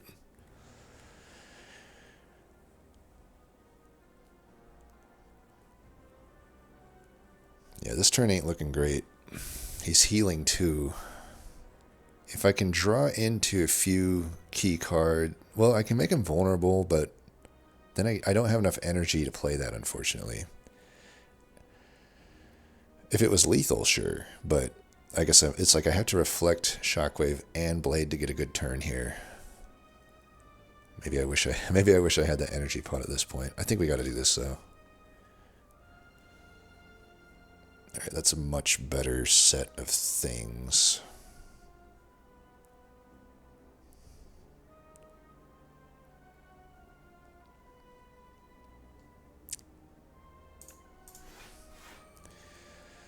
So he's doing 29. I'm pretty much full blocking here. If I crescent spear, I am. So let's do that. Do I want a shockwave? I probably should just shockwave spear. It does technically, you know, the weaken kind of can suck, but as I look at this hand, I think this just sets up a Sovereign Blade finish while also full blocking. Yeah, so is that, he re-heals up to 100. Does Bulwark get it here? Pretty close. He'll be vulnerable next turn, so we can just maybe just play volley. I think guarantees to kill him. And I'm already full blocking. Yeah, he'll be vulnerable. I think we just do this, and then this should kill. So we get through it.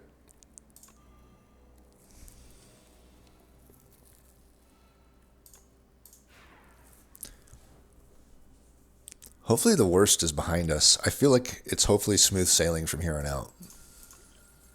Bad pot.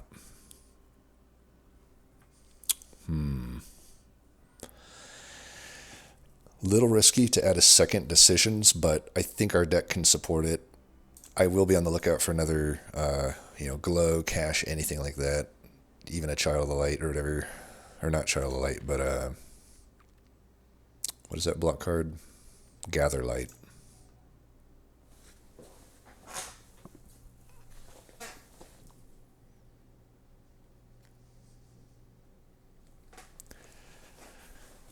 Alright, let's take a look here. I'll just look at this after that. I don't think these deals are good. I'm not feeling great. You read the contracts thoroughly, have you not? You have signed them with full intent and responsibility, no? Alright, 1 sec, I'm going to be right back. Alright. Are you not going to fulfill your end of the bargain? How about another contract? You know what, even though we've been good on energy, I actually really like the artifact where he plays out like your first hand. It's surprisingly not bad at all. It just plays out your hand left to right. And with the cards we draw at the start, it's usually just going to be okay. Plus we get the extra energy anyway. And, there's sometimes it can screw you, but overall it's just a really nice one. But it doesn't matter. We're not offered it here. Fiddle could be good. Card draw has been a thing. Now, of course, it does downgrade decisions a little bit, but it doesn't matter too much. Like, the draw is not the important part of decisions. The important part is the skill being played 3 times. And with 7 cards drawn a turn, and in some turns I can retain my hand. And with an extra colorless card coming in sometimes, I don't think the card draw being hurt here is a downside, a giant downside at least. Other than that, I got Centennial Puzzle, which I think would still proc because it's not my turn, right? It says, you may not draw cards during your turn,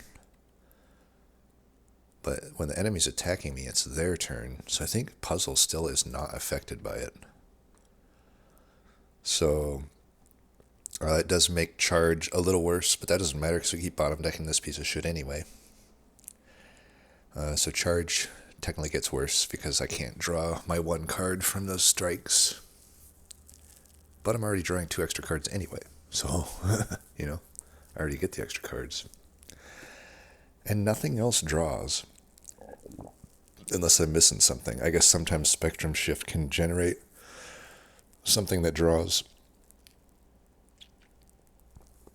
I am definitely liking that relic here, I think. Other options are I could just do this. It makes my turn 1 even worse, and turn 1's already my worst turn in a lot of these cases. Music box could have synergy with my sovereign blade sometimes. I think we like the fiddle. I think the fiddle for sure.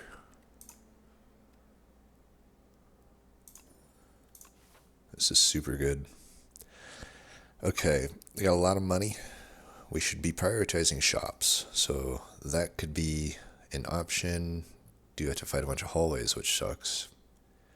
Then we go either here or here, and then hit another one. Man, 3 shops seems like overkill though. But as I look at this map, it's not like the elite paths here are much more enticing. I can still hit pretty much the same amount of elites by going through this. I just give up like campfires, but that's not a horrible thing. I mean, there's a lot. Like, from this point out, I can go anywhere. It depends on what I find at the shop. But certainly I want to hit that early shop, so let's do that.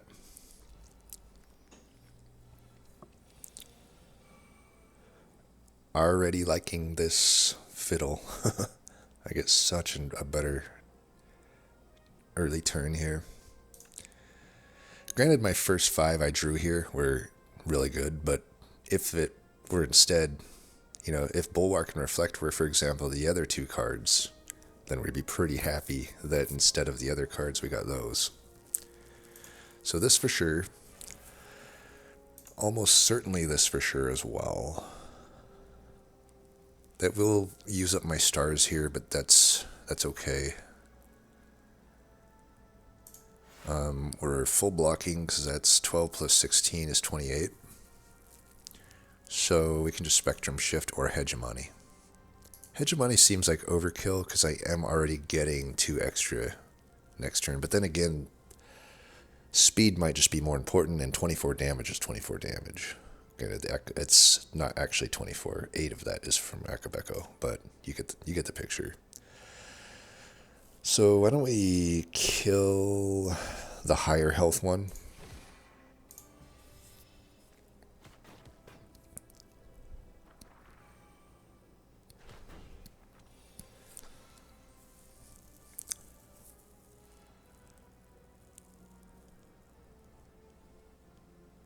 Hmm.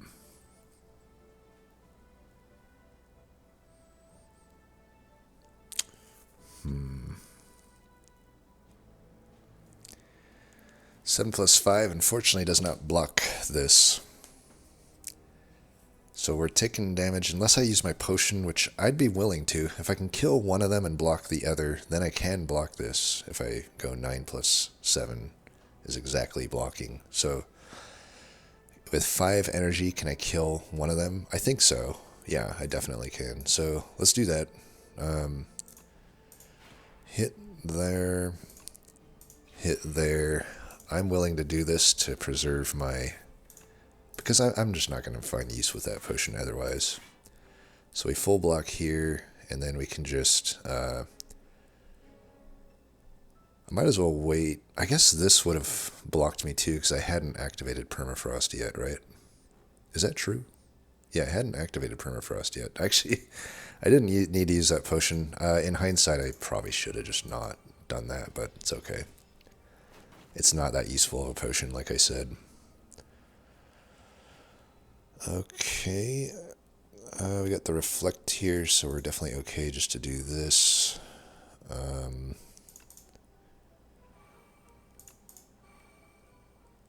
I guess I'll just do this anyway. That way I have the Reflect for many years to come.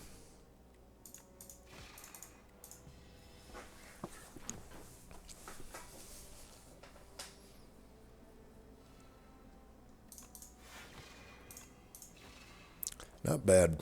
This fiddle is god tier for a deck like this that was lacking card draw. I know it's a common, but it is upgraded, and honestly, we're right on the edge of not having enough star generation, and it helps a little bit with that. Let's do it.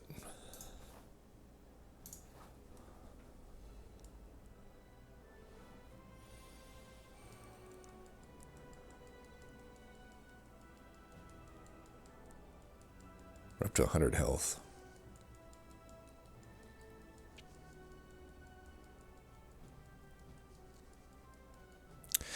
I think we just Child of Stars, royalties, cash. There also is the option to Spectrum Shift, but I think with 2 extra card draw a turn, it's less important.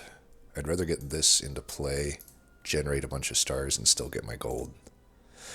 It does mean I burn the permafrost, though, but I burn that in either case, so let's do it.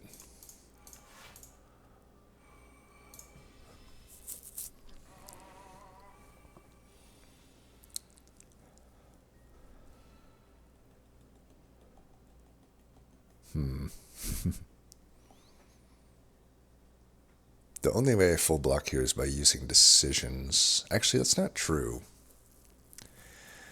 I can Falling Star.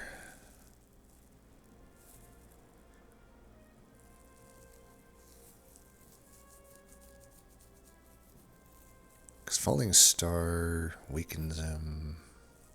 And I got the Child of Stars in. Either way, though, I think, I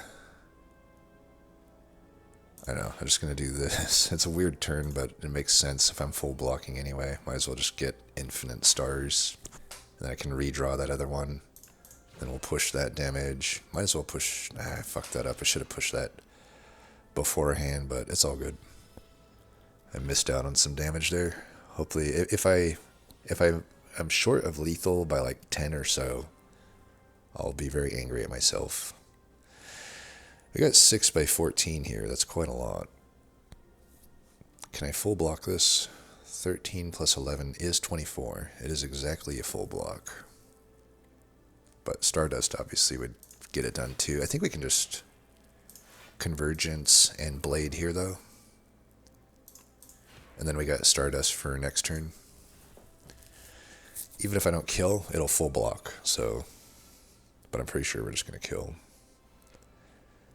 Yeah, so let's do that, and then this should, if it doesn't kill, it'll be close enough. Like I said, close enough. Okay.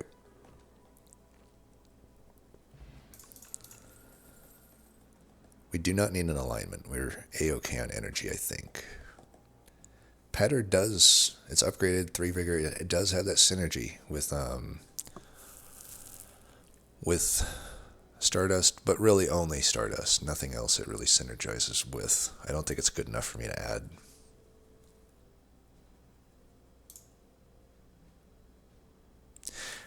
You could add it, though. It wouldn't be the worst thing in the world, but I don't think we need it.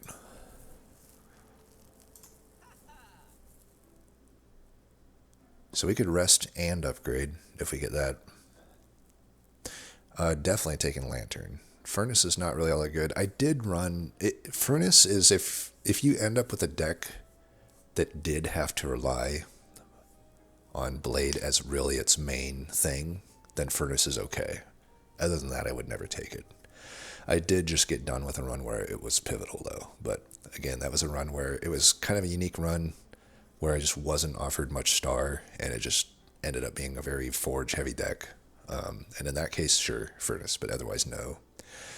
Prophesize, obviously, we will not be taking here. Charge is not so good anymore. Gamma Blast is takeable.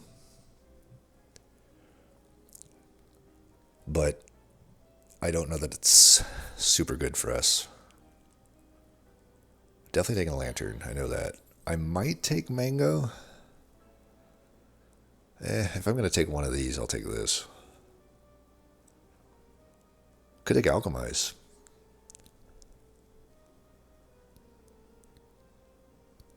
Yeah, we'll take Alchemize. I got potions too. Let's take this. Let's take Alchemize.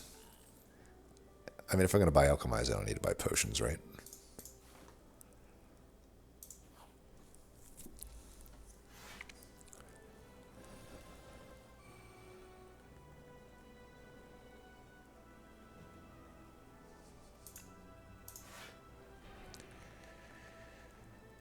This procs Permafrost and full blocks. Otherwise, I Hidden Cache defend. Hidden Cache would set up drawing another decisions. And it does preserve Permafrost. I think I like that better. This is a long fight anyway.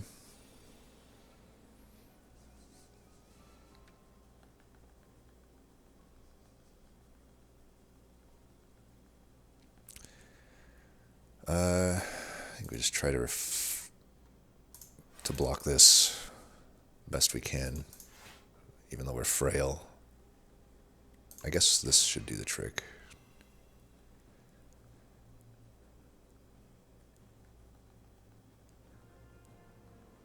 It's an awkward begone. I could blade here.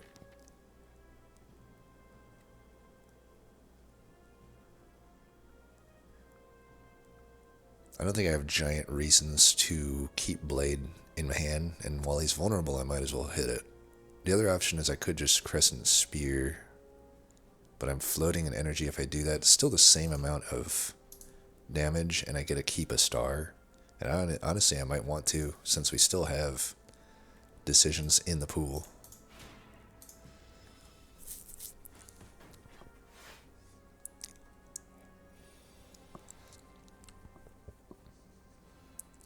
Alright, this is good. We get convergence before we get the decisions, so we can play it.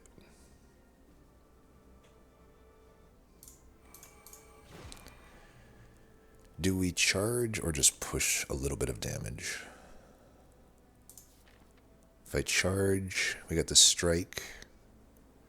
None of the other cards other than Venerate, I guess, really want to have the thing happen. Probably charge is better here, though. Yeah, let's get rid of Venerate. I already have the 2 extra stars next turn, so I can play that other card, guaranteed.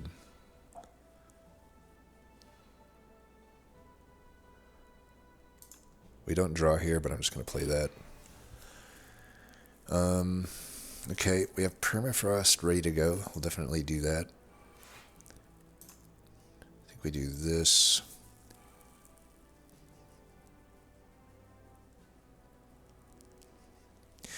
So on decisions, I could do Reflect, or I could do Hidden Cache.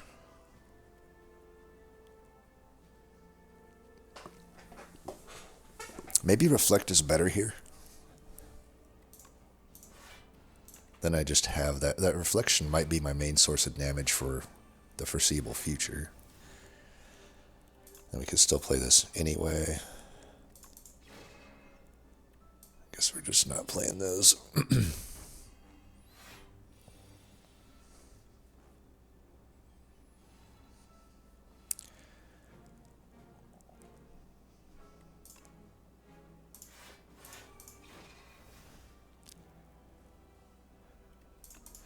Full blocking. If I play this, I float in energy, but I also really want a potion. I think it's better than the other stuff. Well, that sucked. Whatever.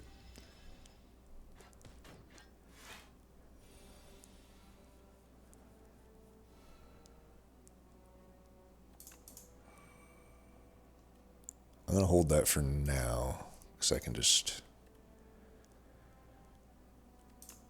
generate stuff.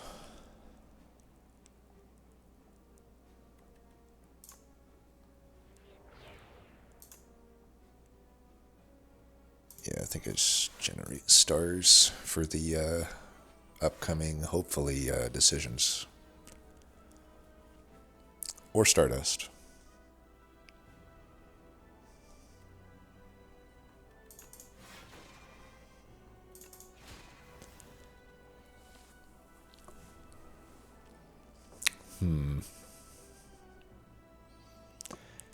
I can do 90 here. And then I full block, and then he dies to Reflection. I guess we should do this first, actually. This just kills, right? Perfect. That's a good one. Skip. Could take the Cosmic Indifference, but it's not that important to me. Like, the Sovereign Blade is not a main source of damage in this deck, I don't think. It is a source of damage, but it's not the main source. The main source, honestly, is Stardust eventually. Who are we fighting here? So we get the easiest and the hardest boss. The other one's kind of in the middle, I feel. But I think Test Subject Alpha is the hardest boss. I don't think it'll be too bad for us, though. And I'm glad that we finish with it. because this guy shouldn't be too hard. But I'm wondering if indifference makes much sense. I could still, like when I draw decisions out of order, I could just guarantee it's on the top. But I don't know, impactful wise, I don't like cosmic indifference at this point. So where do we go now? We don't have any money. So like the shops, I don't think we want to hit. I also would like to hit. The problem is there's only one campfire either way. If I go this way, the campfires are really nice now since I can heal and upgrade. So I'm thinking we go to the.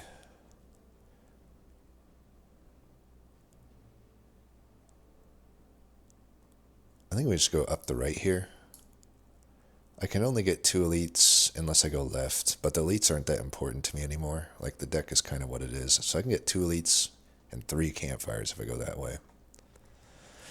Of course, I don't get a cash in on the money, but these shops are just... This shop is the only shop left other than this one. They're both just too early for me to earn back much here, even with royalties.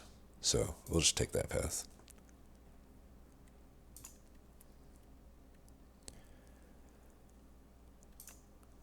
Zero cost. That just draws cards. That's a useless upgrade. Spectrum Shift might still be my best upgrade at this point. I could also upgrade Stardust since it is a main source of damage for me. It's quite a bit of extra damage to get that. Actually, that might be my best upgrade right now. Definitely seems to be.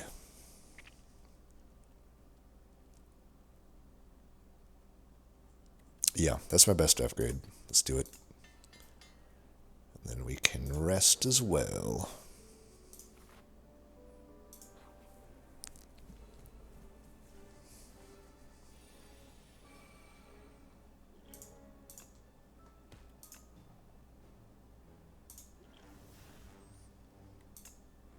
I think Hidden Cache and then Bulwark.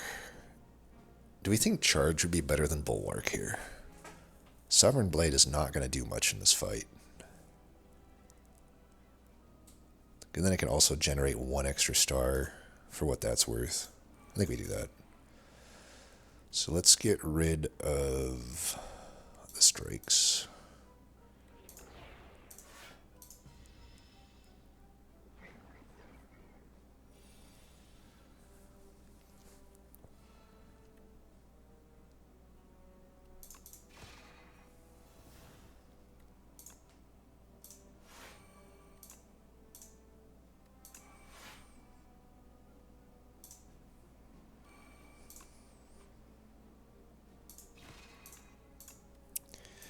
That's fine. We'll push 20 damage here while also full blocking. It's a good deal. And we still got 6 stars.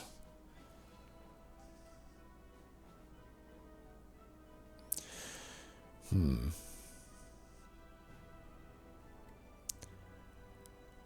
let's get rid of that. I mean, if I'm going to venerate anyway, it's not a super strong decisions, but if I can play it, I might as well. So we'll just do this, and we'll be infinite on stars.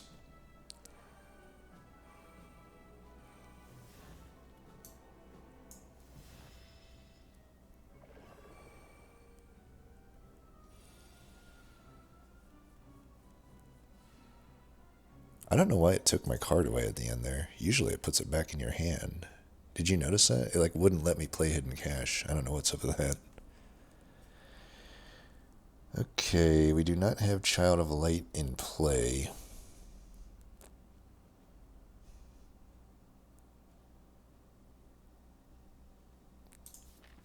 Or Child of Star, I mean. But we can gather light here. It's just not a great use of decisions, but at the same time, there's just not a better play to be made. It's too bad that Eternal Armor isn't a skill. It is what it is, though. So I'll be curious, does it put it back into our hand here? Huh, that's so weird how that works. So I think what's happening here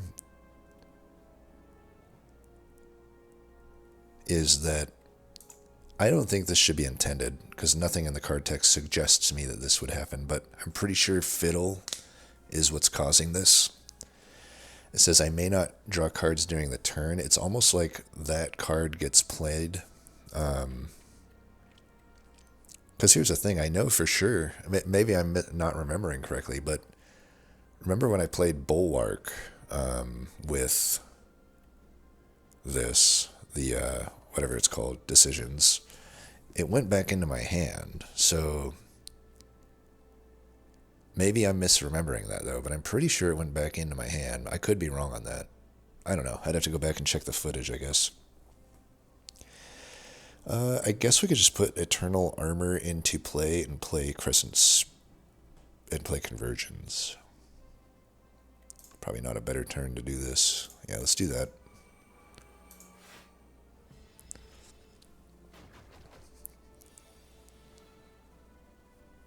Production. Nice. Get that into play. We're weak now, so there's probably no sense in burning all of our stars. Can do this on some slimes. Should push that and get rid of that, but otherwise we'll keep the stars, I guess. I have these potions if I need them.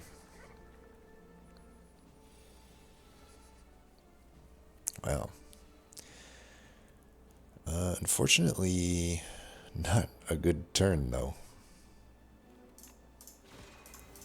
This is certainly a turn where Fiddle is maybe not helping me. Need big block. Alright, Bulwark will have to do.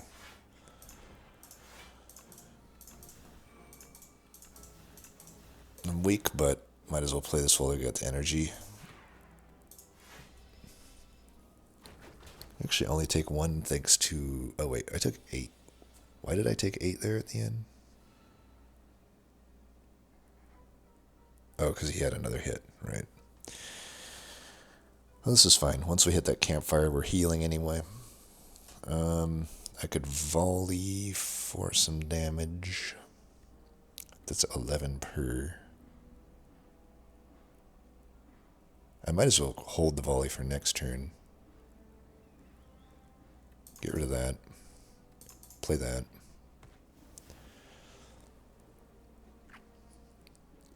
Play that for sure.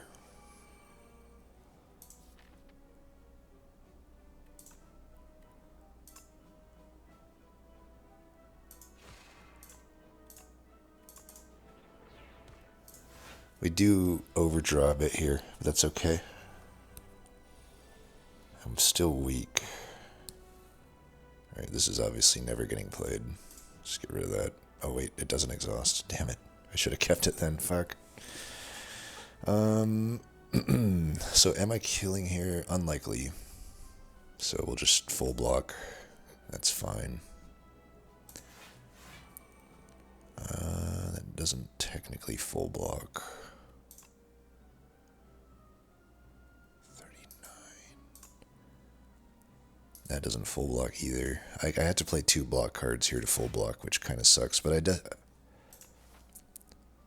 I don't get a campfire until here, so like I may want to still try not to take too much damage.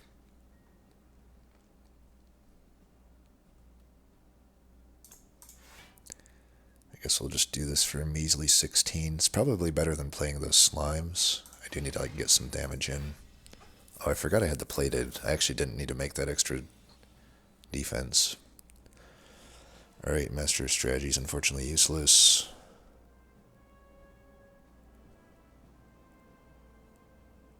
May want to hold that in hand if we got the convergence. Even the bulwark I might want to keep in hand.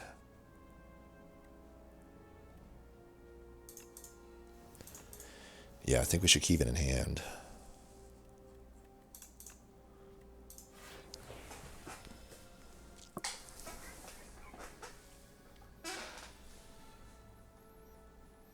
Alright, we got Stardust. This should be GG. I am weak, but 6 times 6, yeah, he's dead. Die, you bastard.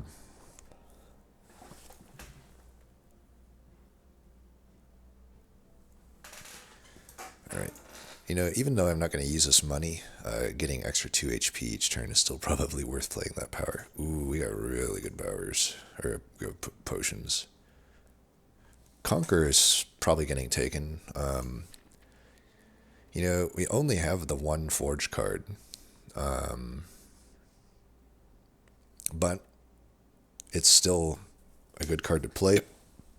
And this represents a lot of extra damage.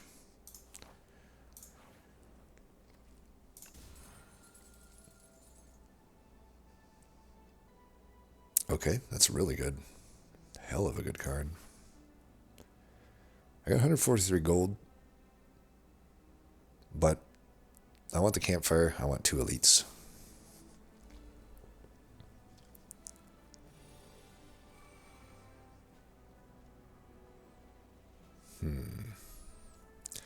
I think Child Falling Light should get us close to full block. So you would lose 5 damage. You're down to 16. And I would gain 2 times 3, so 6 plus 7, 13. I take 3 damage. I proc puzzle. That's okay.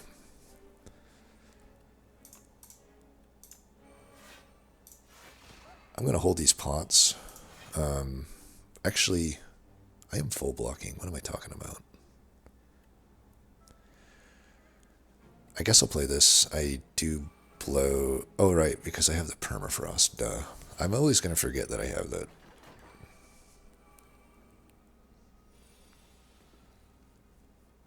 Okay, entropy is good because you can choose the card that is transformed. Unfortunately, because we used that other card, which I guess we didn't really need to use, the decisions cannot be played. I can play the Reflect. And I will. If I use a dupe pot, I can play decisions. But again, I'm going to save these for the bosses, honestly, if I can. Having double dupe pot into the test subject alpha would be ideal. Or at least using one of them and saving one for each. Because I can use Alchemize to get it back. So 26 does not full block, but that's okay. I think we're just going to do this. And then get rid of one of these.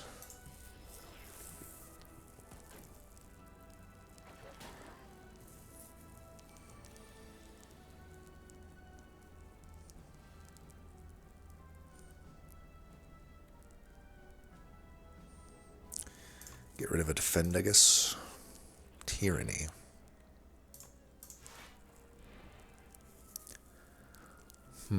We definitely want to play that cash because we still have decisions in the pool. But I also need to make sure I'm not taking damage here.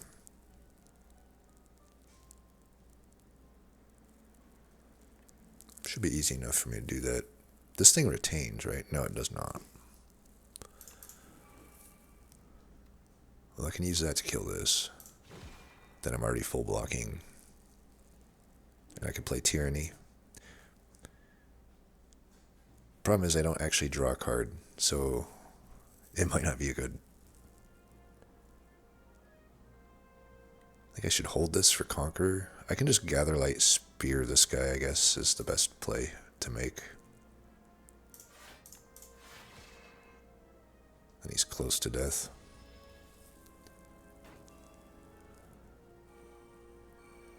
Definitely a fight where AoE would be nice.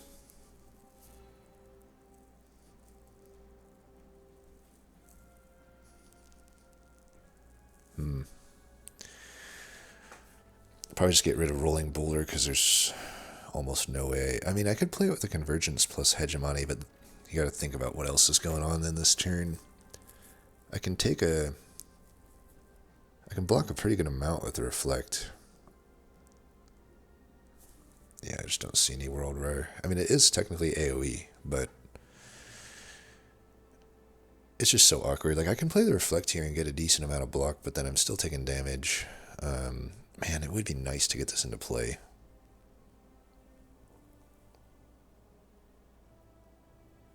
But yeah, am I really going to take... Let's see, I got Shadow Light in play, so this would be 3, and I get the 12 block plus 3 times 3, so I get 21 block, but I got 30 damage coming in. I prevent the 12.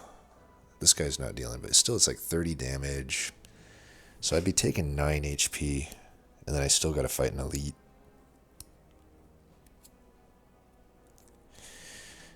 It might be good to get it in, honestly.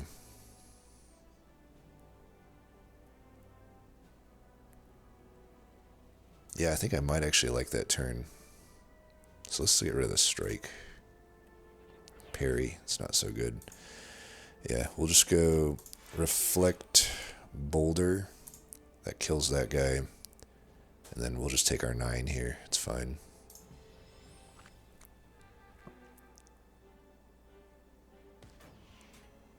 What? Oh, I'm so dumb. I read it as the start of my turn, but that's actually here. God damn it. I just took so much fucking damage there so pointlessly. So fucking bad. So fucking bad.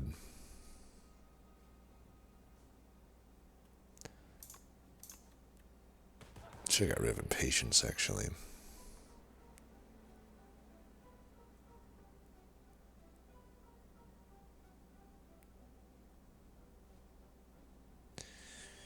This fight has gone so fucking poorly. That fuck up cost me so much. That cost me so much health. I gotta recover from this bad decision. I chose the wrong card to I should have transformed this card. Alright, let's pull it together. Take that fucker out. Man, I can't believe I gave up my block there. God damn it. I'm playing so poorly. Well, it is what it is. This card does retain. The hell? Why did it not say retain before?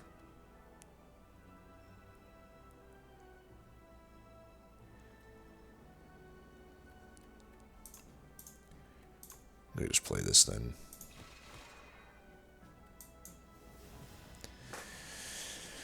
Well, as long as I get through the elite, I mean, I got these potions to get through them. It's just, I mean, obviously I misplayed, but this is what I go back to. It's like, dude, this is a normal fight. This is not an elite. Even though I misplayed, 20, we'll say 20 HP worth of damage, like, still I'm taking like 60 unavoidable fucking damage in this fight. It's absolutely ridiculous how overtuned these normals are compared to the elites. Honestly, I'll probably lose less HP on both those bosses if I'm being real. Like, I would not be surprised if I lose less HP on both those fucking bosses than doing this normal hallway fucking fight. Alright, we got reflect here, and a bunch of other stuff. Let's get rid of defend.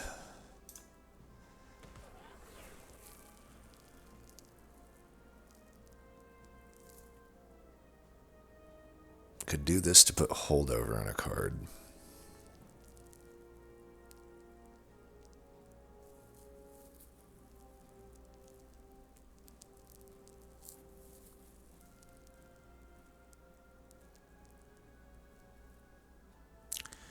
There's a lot I can do here. I think I for sure want to play this, so let's kill that guy. And then Nostalgia would work well once this blade gets up in damage. I could see just playing that. I don't want to kill my draw next turn. But I do want to get this into play. And I want to hit the venerate, I think.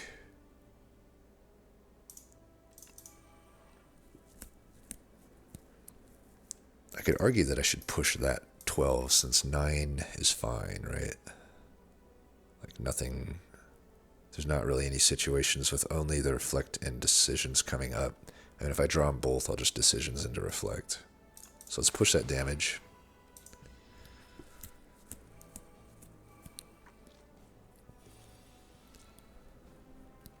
The rolling boulder should be starting to pop off now too.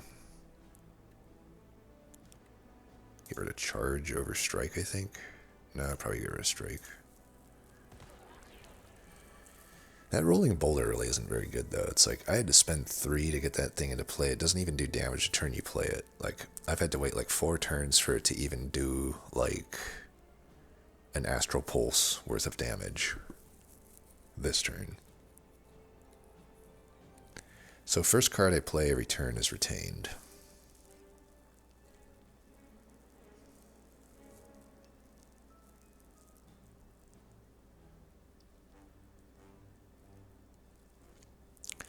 Right now I'm doing more damage with the golden axe.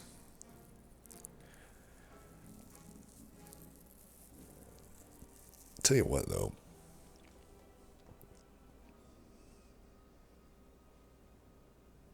Seeker Strike does work, I think, right? Let's find out. Yeah, that works. That's good to know. I think we just do this.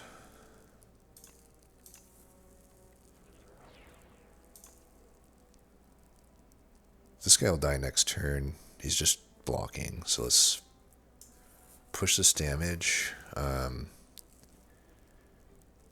Since this retains, I think we can just conquer Blade here. Does the most damage. And then he'll die to the boulder actually.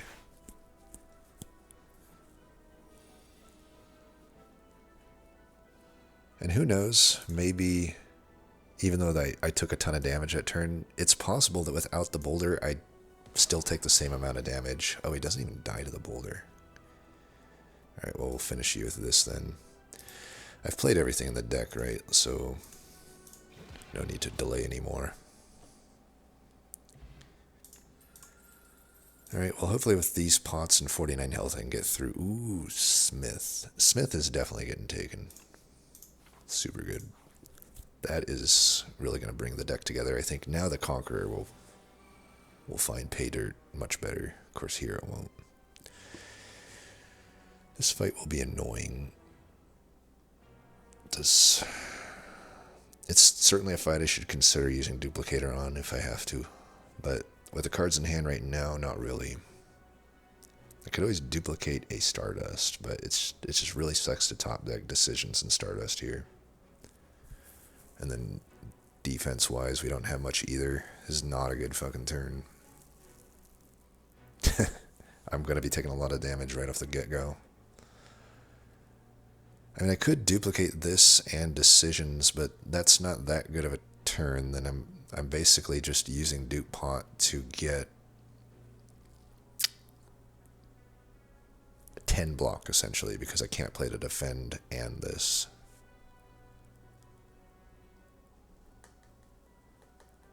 Of course, I will have stars for the rest of the fight, but I'm kind of getting that anyway. So is this worth 10 HP to me? I don't think so. I think I'll find a better turn for it. Even duping this can't kill. So we will play it for 1, though, for sure. Need to take that guy out.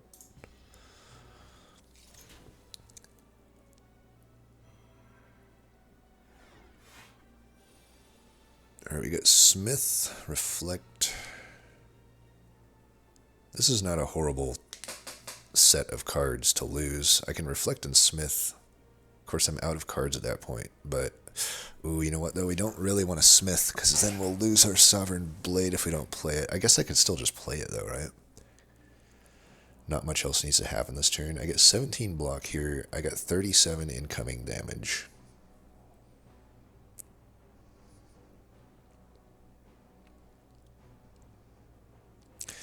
I mean, we have the Alchemize. Like, do I really need to hold on to both potions? Because I could dupe this Reflect, and that's a pretty good turn. Then I'm full blocking. I'm not full blocking, actually.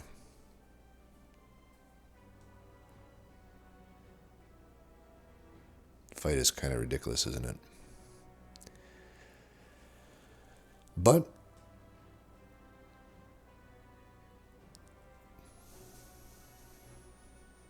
I could defend. I got 1 energy left over after that because it's reflect, smith, blade. Then I got 1 energy left. I can defend to get full block. I think we got to do that. And then smith. Play that. And then defend. Wait, I have 38. Ah, yeah, permafrost, right. So I am full blocking. I could either strike or charge then with my final thing here. I think we just want to strike.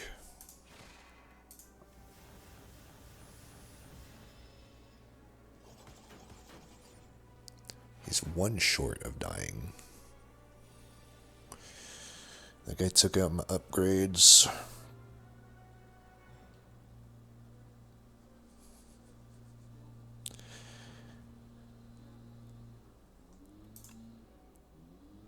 Gather light, kill, and then ultimate defense royalties. That's about as much as I can do there. Wait, did I really not proc permafrost yet? Well, I'm glad that I didn't because now I full block. And they'll be reflected this turn too, so we're still doing damage. All right, there's Alchemize, Child of Stars, doesn't actually play here unfortunately. Let's see what this gets us. Attack potion. I got 20 incoming damage that I cannot block. So I think we're using that to see if it can help us out. Dying Star definitely does it. So, yeah. Now I'm full blocking. Pretty easy turn here, just convergence. I mean, hidden cache maybe I could argue, especially with, well, yeah, we got bulwark coming up, so we're fine. Still got half these guys' health to get through, and we got a ton of damage coming on that guy. Okay, bulwark came in at a good cost, at least.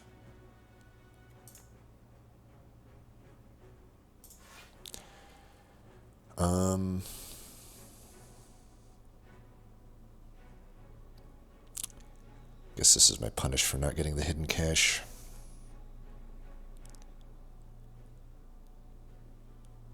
Looks like we'll be taking some hits here. Interesting that I can still upgrade my cards with the Razor Tooth, and it is not affected by that. I don't think there's any world I can kill this guy this turn. But I can Falling Star him. So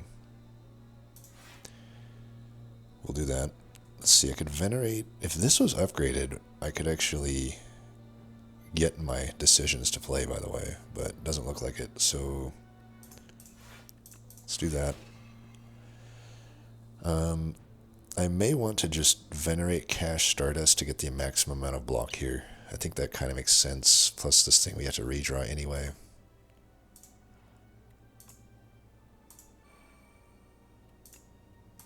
See where these land.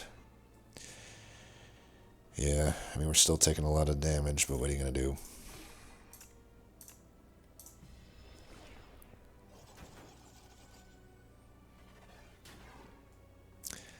I'm a little worried for my deck at this point. It's not a good sign that I'm taking all this damage. I was pretty confident in it until this fight. I can Smith here. Unfortunately, we don't have the blade in hand with the Conqueror, so it's maybe not the best. Definitely want to push this damage. And then probably just... I mean, I'm already pretty much... I am fully defending already, so I could just cash and Smith, I think is fine. That allows this blade to... I mean, the blade... It doesn't... I actually don't need to Smith here.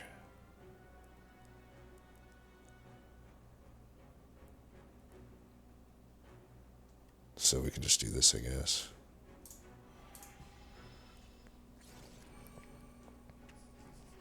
Because I'm already killing these with the blade anyway.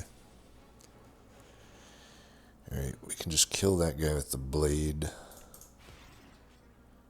And then... convergence, I guess.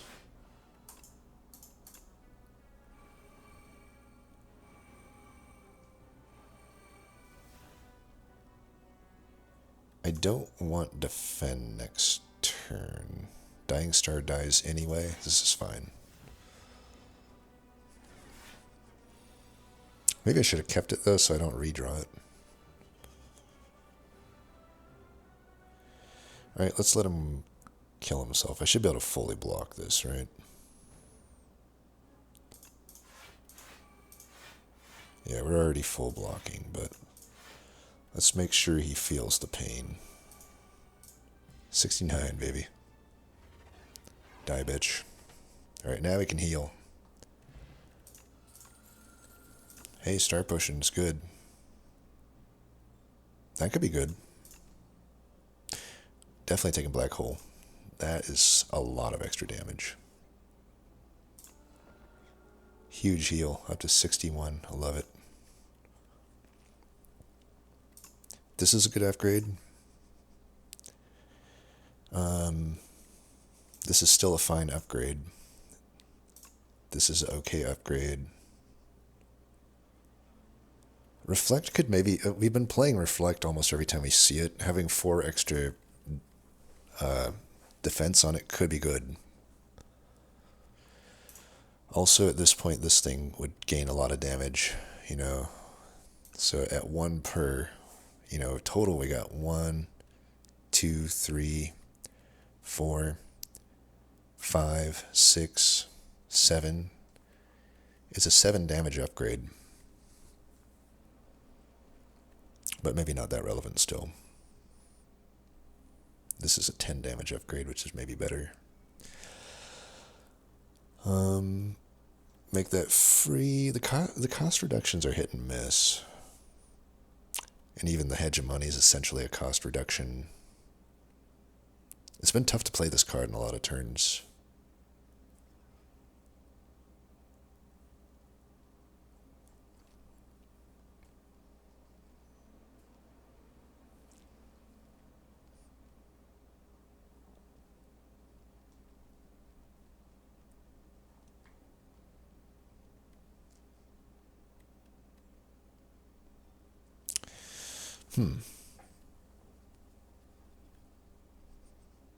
Problem with Smith is a lot of times I won't be playing it.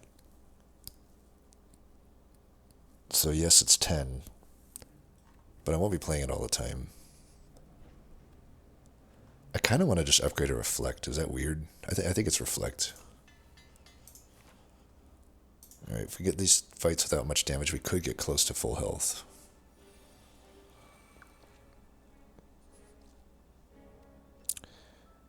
Black Hole, Child Hegemony. I think that makes sense. Venerate could also make sense. Maybe Hegemony doesn't make much sense, actually, because we already get extra energy next turn. Drawing both these Reflects sucks.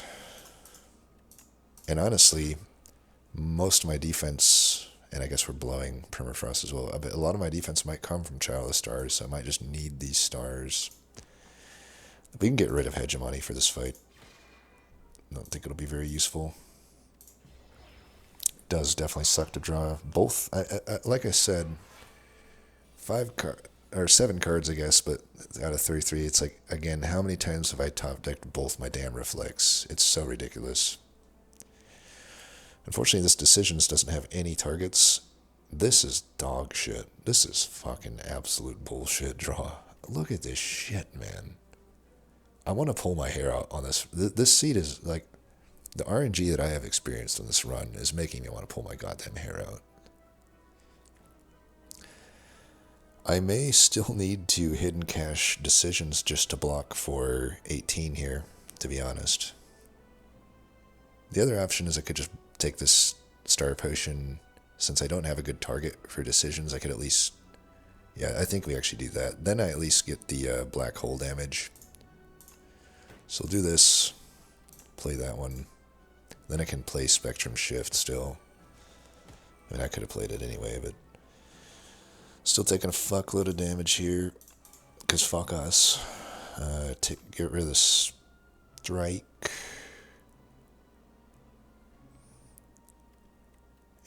defend, I guess. Hurt the guy that has less health.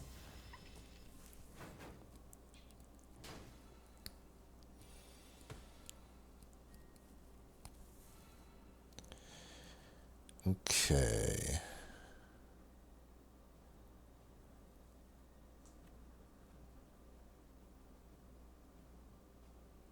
I wish it outlined the actual debuff language here, because honestly I can't remember if playing Conqueror multiple times on an enemy makes the damage like multiply by more, or if it just extends the amount of turns that it's in play for. That would inform my decision a lot here. Because I could decisions this and kill this guy right now if it's the former versus the latter.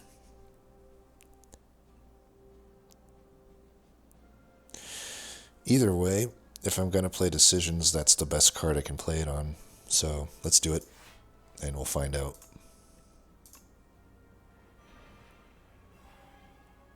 Wow, I forgot that it won't let me choose. And then, of course, I lose, what, 4 50-50s in a row on that one?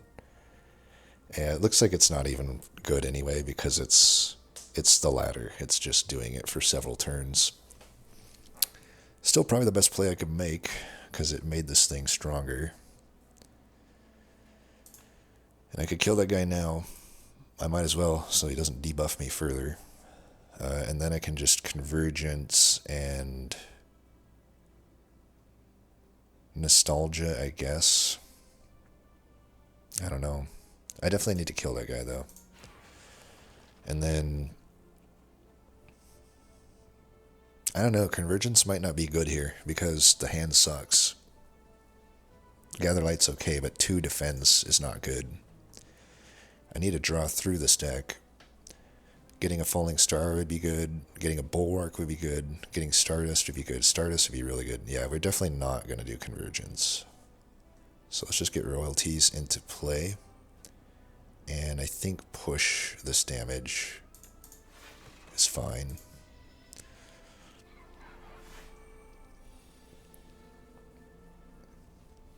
Alright, you have 70.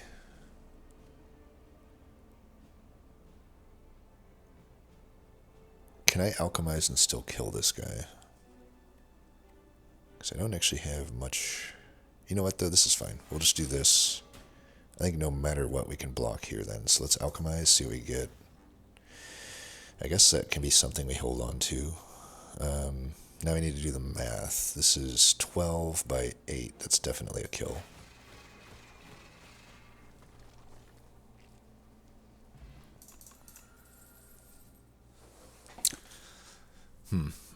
Is Glitterstream actually worth me adding? Because I could upgrade it. It almost feels worth it. I do seem to be lacking defense on some turns. I don't know, though. Am I really going to keep top decking both Reflex every single fight? Hopefully not.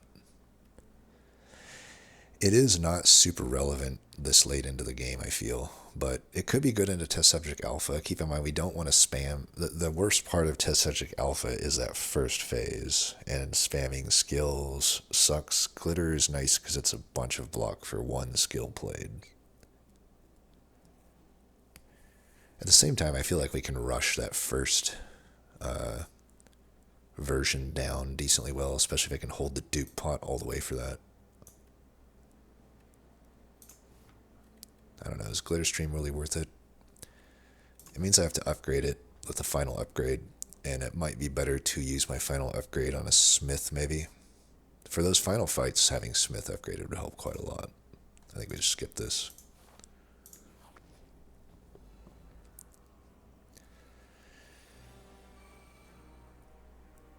Alright, now I'm glad to get at least one Reflect here, especially with this. Unfortunately, it doesn't leave us with much else to do. I guess we're using the... Well, we don't have to use Block Pot here. Turn obviously sucks otherwise. I'm just floating 2 energy and doing nothing. But at the same time, am I basically saying that Block Pot is better than your average pot? It might be. Can I look up the potion lab? So it's middle of the road for the common pots. I don't know. There's a lot of good potions. I think we can just burn it and roll the dice here. Alright, that was not better. God damn it. But, who knows? Maybe I can combine it with Stardust later. Still have my Akabeko in play for what that's worth. I just haven't paid attention to Akabeko much here. Am I really going to take all this damage? I mean, I got the we defend a decent amount here.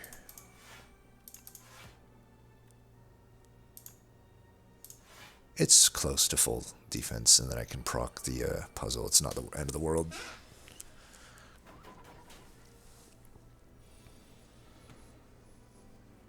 In fact, with that draw, I'm very glad that I did proc the puzzle. So I do have the Venerate, so I can play the Reflect and the Falling Star, but if I'm full blocking anyway, there's no point in playing the Falling Star. But also, I could just Venerate, Cache, and then Decisions the Hidden Cache, which I think is okay.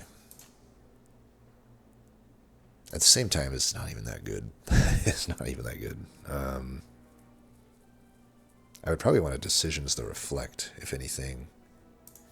It's not like I need... Well, I might want the stars. I got Smith and Decisions still coming up. And then Smith plus Decisions into Conquer could be a kill. So yeah, let's do that. And I'll still probably Reflect here since I'm getting infinite stars. And we could push 19 damage. I could Royalties or Hegemony. I might want a Hegemony here because to do Decisions plus Smith plus what? Technically, if I do draw Smith and Decisions, I don't actually need that extra energy. That should just kill this guy, I think. Because we would do Decisions onto Smith and then play Conqueror once, and that should kill. So I think we can get away with just doing Royalties and hitting him. I do break my Akabeko there, I don't care. Stardust is already in the discard pile, so... Could be reasons, though, if I draw Conqueror. Unfortunately, we don't draw the Smith. So I might just have to Decisions Gather Light here, because Conqueror won't be killing it. With Flexpot, does Conqueror kill it still? Because I would Forge for 9, so then I have 19 damage. Then I add 5. Yeah, it's not going to kill, so we'll just do this.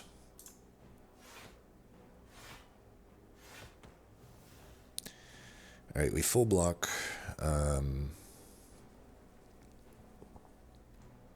Probably just do Conqueror. I could push that damage now. I don't think that's all that good. I can just do this. Then we'll keep that in hand.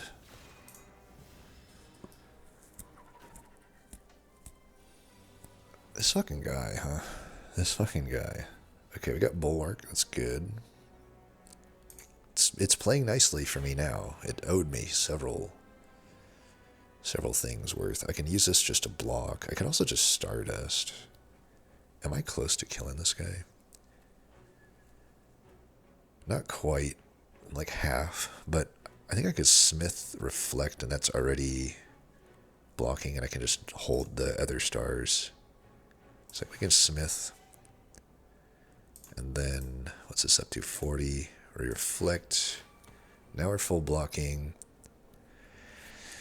So now it's like I could Spectrum Shift. I won't be weak coming up, so there's no point in pushing this damage right now. And who knows, I could still draw Conqueror because it's in the redraw pile.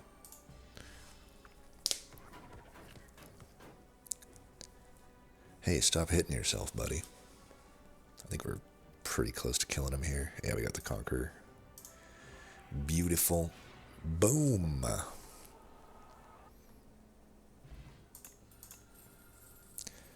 Energy pot over flex pot, especially when we just got ice cream. Oh my god, that's really good.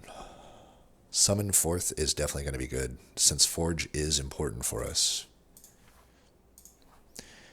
And now you see what a balanced deck looks like. It all came together at the end. It's like perfectly split between everything. It's like I got stars, I got Forge, and I got utility, which is exactly the strategy that I said is consistent and happens almost every run. Obviously, the skew toward one or the other of those three aspects will be different from run to run, but the presence of them will be the same if you're doing things the way I do them. And I will mention, I don't want to get ahead of myself, and I'll prove it at the end. If I beat these, which I'm planning on doing, I'm still technically undefeated on Ascension 10. So to the dickholes who keep shitting on my strategy from the Slay the Spire community, go fuck yourselves. Right in your fucking face, which happens to be ugly. I think we'll upgrade the Smith here. I mean, Summon Fourth is okay upgrade too, but Smith is the most beneficial upgrade at this point. Yeah, an extra 10 Forge, that will be good. Oh, and yeah, we already healed. We're not at full health, but 81 is essentially full health for any build that didn't have, the dragon fruit. All right, we will liberally use the energy potion, since we're, especially with the alchemize here. Okay, this is not a bad start. I will take damage, but that's okay. We're gonna venerate. Oh no. It is a bad start, because I'm 1 star short of making a really good play.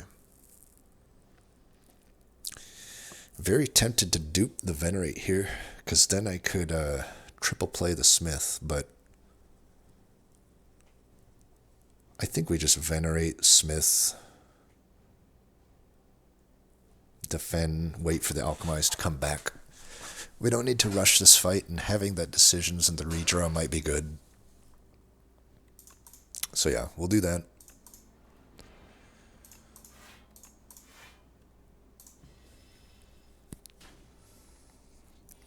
Hopefully that is the last damage we take. I don't know, maybe I'm being overly optimistic. So I can gather light, hidden cache, and we'll be able to reflect. Unfortunately, we don't have enough for the decisions, but that's just the price we pay. I think we definitely want to do this. Then I can permafrost. We can either royalties and summon, or just do spectrum shift. I think we just do spectrum shift to get that into play. The sooner the better. Oh, hidden gem. Big time good. Big time good. Child of Stars for sure. Reflect for sure. And then just hidden gem, gather light. Alright, ultimate defend. That's okay. We are light on stars.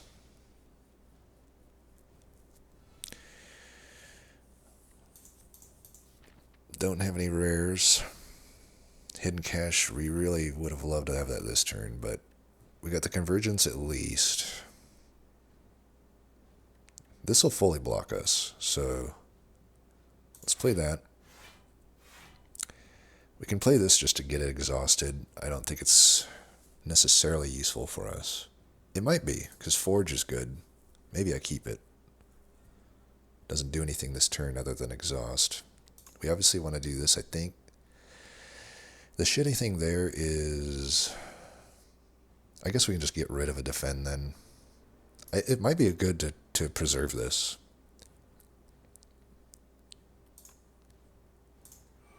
Then we'll just do... I know I got my well... Might be nice to preserve the Akabeko for the Stardust, but I'm not getting... I don't have any stars right now, so I think we're just gonna get rid of it here. And again, I got my potions, but I need a better turn to blow the energy potion. This might be that turn.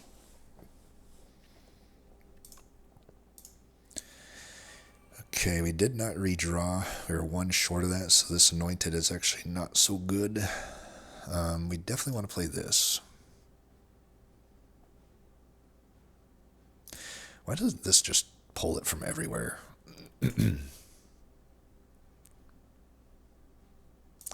Well, Hidden Cache.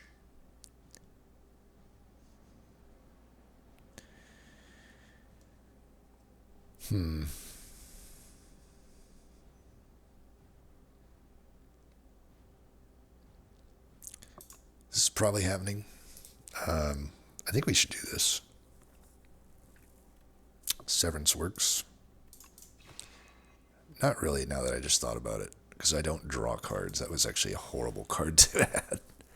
Why did I do that? Should have done that first too. Okay, wait, I need to stop fucking up. Like, this is bad. I can just pop this guy now, but man, I really fucked that turn up.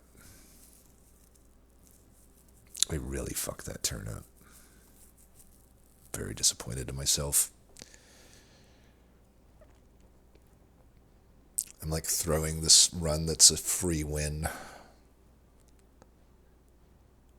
I just need to regain my composure here and figure out the right play to make. I made a bunch of mistakes. I got the ice cream too. I should be trying to play into that. If I don't pop this guy, I'm taking a bunch more damage. But then the next turn, I got one dead draw guaranteed. Man, why did I do that? Well, we're just going to live with this. Hopefully, we get an okay draw outside of that card. That's not good. Ay, ay, ay.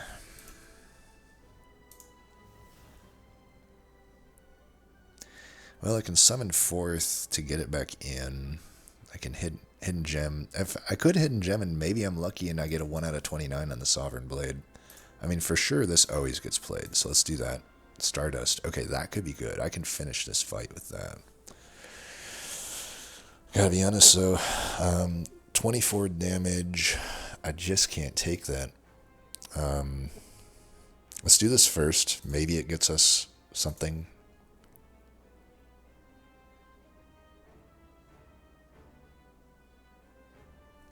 These suck. Like, this doesn't work. This is obviously horrible. And Pax End is like, okay, I could take it. Can only be played if I have 3 or more in the exhaust pile. Like, sure, I do have that, but it's, like, not that good a damage given the situation that I'm in. I guess I can just skip this. I mean, I'm thinking I may just need to do pot my Gather Light to save some damage here, unfortunately. I still have the Alchemize to play, so this really sucks. I still probably should make this to do 23 damage. I hate this turn. I fucking hate this turn.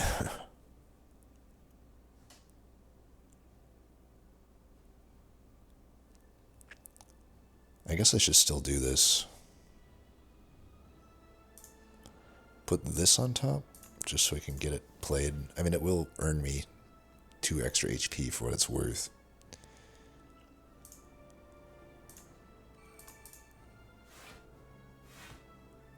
And then we'll just play this. Then it's in hand. If I do get Conqueror, which is still in the pool technically. I forgot what my hidden whatever hit. It hit Stardust, that's right. So can I just kill him right here? Let's see. This would be 8 times 3 times... So 8 times... Or sorry, 8 times 8, which is, what, 64? Is that right? Yeah, 8 times... I'll tell you how I remember this one.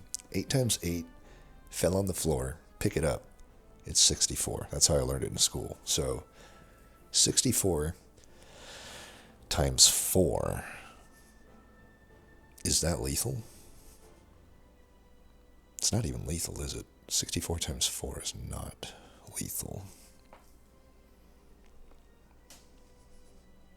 He's doing 45 damage, and I only got 1 block card somehow. I'll tell you what, though, we could do... I mean, okay, I block him, though, right? I do block him here. I can gather light for 1 more. I can also do 9 more damage. I also got the Sovereign Blade. I think... So this does 40 damage. Is that better than the 4 here that I'm getting? So 8 times 4 times 4 is not better. So I probably shouldn't play the Smith. But we can play Gather Light, Alchemize, and we still got the Blade. Why does the Blade cost 1 right now? What did I do to make that 1? Am I missing something? Somehow it costs 1. No, either way, let's do this. We got Weak Pot. We'll do that for an extra damage. I also had the option to Anointed in the skill, but I didn't have any skill in hand other than the Gather Light.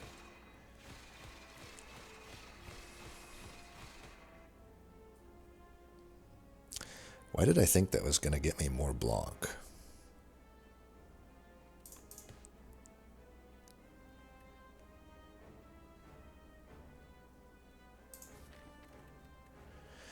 So I got both decisions. I don't want to put them into hand here. Maybe I do, though, since I just blew all my stars, and I'd have to draw a hidden cache before I see them. I could argue that they're dead draws, and I may just want to, throw them past here. Also, since I don't have lethal here, we can do this, by the way. We've got the Alchemize next battle to make use of it. I may want to just hold this. Then I can get this out of the deck, and like I said, just draw past the other shit. I think we do that.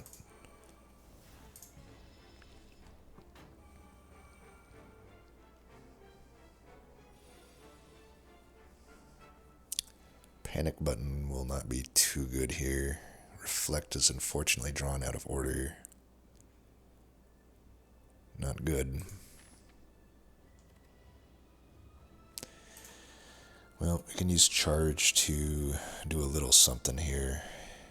Panic button's risky because I think he does more damage the next hit.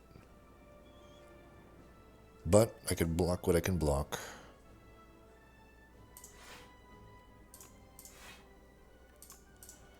Get rid of soul for sure. And then what else? Severance. Fucked that one up. And then I think we just convergence. At least I'll have reflect next turn. Really sucks that we're going to take this damage though. I'm wondering if I should still just panic button here, because if I do draw Conqueror, I can just pop him. Actually, I can't even pop him. Damn. We're in a rough spot, huh? So it says I can't get block from cards, but can I still get a block from Child of Stars? I think I can. So we might still want to just play this to full block. Problem is, if I don't draw Venerate, I still might... I don't have any star payoff other than the Reflect. This really sucks.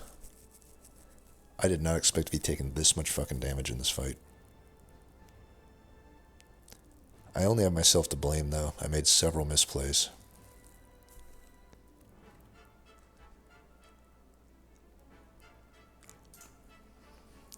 Man, I just don't want to take this damage. But I don't see a way out of this. I don't see how panic button saves me here. I don't know though. So it saves me close to 20 health. But I could take like, what, 40 damage next turn if he multi-strikes? Is there a world where I can just kill him? I mean, I can stop some damage with Falling Star if it's drawn.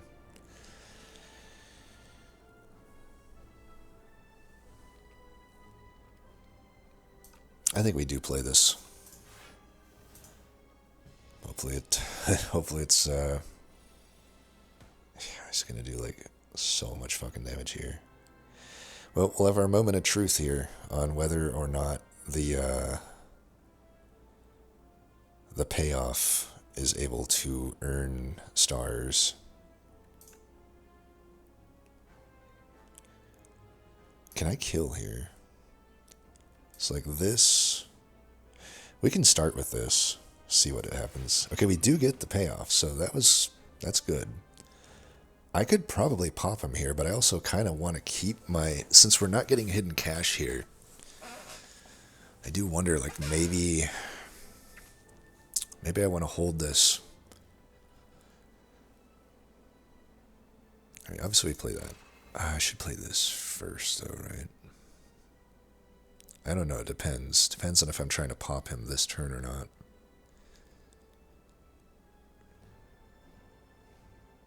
I probably should try to pop him here. So, like, it's definitely lethal if I do this. So if I do that, that's, I want to do 1, 2, 3. Can do this then.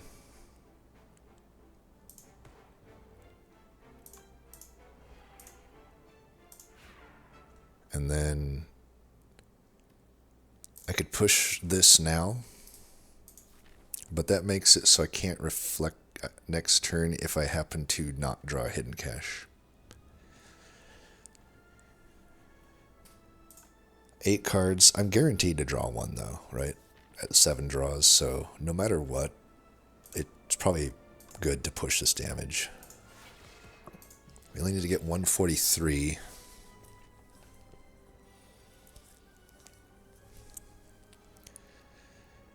Beat down. It would hit, so what is it, 3? So strike, Stardust, that's 2. Falling Stars is 3. Blade is 4. Spear is 5, 6. There's a low chance it would just get 3 strikes, but man, if it got Blade or even Crescent Stars or Stardust, that'd be a fine play, but that's like all of my energy. For sure we do that. I mean, we're full blocking with Ultimate Defend anyway. I got the Reflect coming up. I can do the Hidden Cache.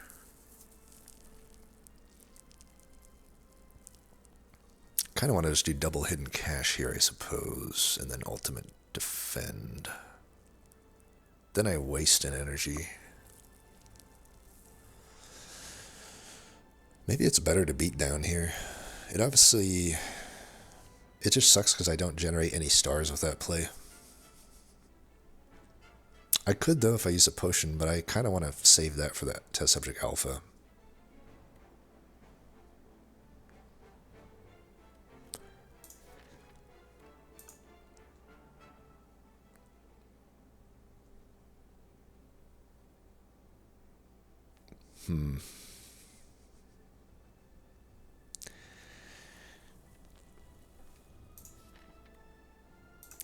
With the Reflect next turn, I'm going to do a lot of damage. I think we just go Ultimate Defend, Cache Hegemony maybe? Because I don't need necessarily to play both of these star cards. So I think this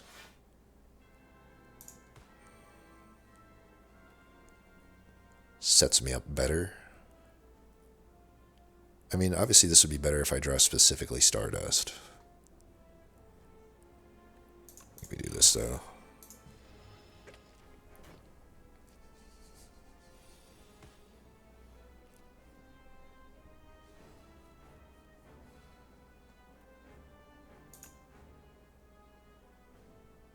Let's do this first.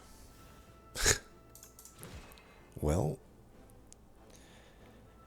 that's interesting. Can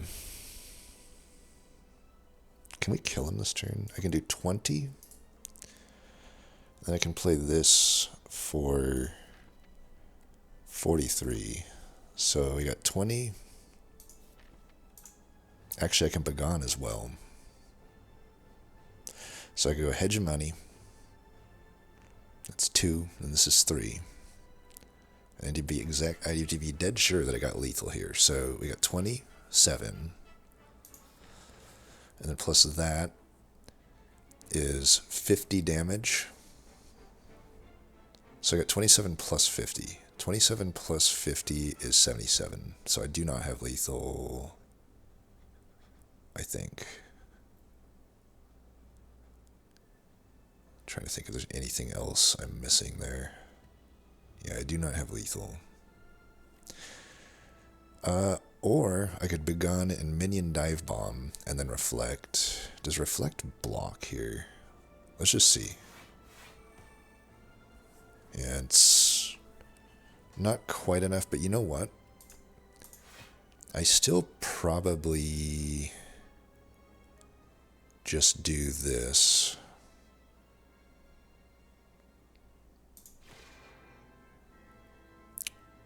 Get rid of that, and then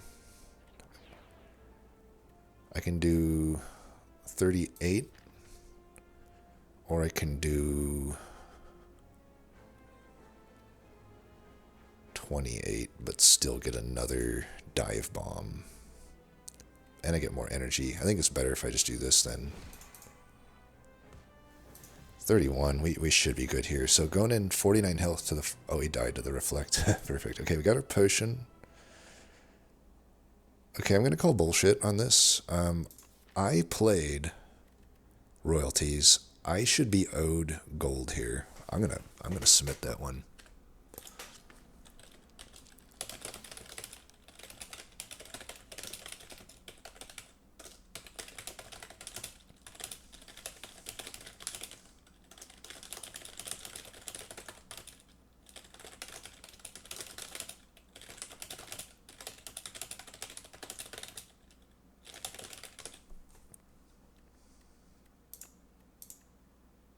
That's a bug, in my opinion. It's not even just feedback. Like, that's just bullshit. If I lose by 2 HP, I'm not counting this one as a loss. Even with my misplays, because that's bullshit. I should be getting 2 max HP there. If that's a difference maker, I'm going to be pissed. Anyway. I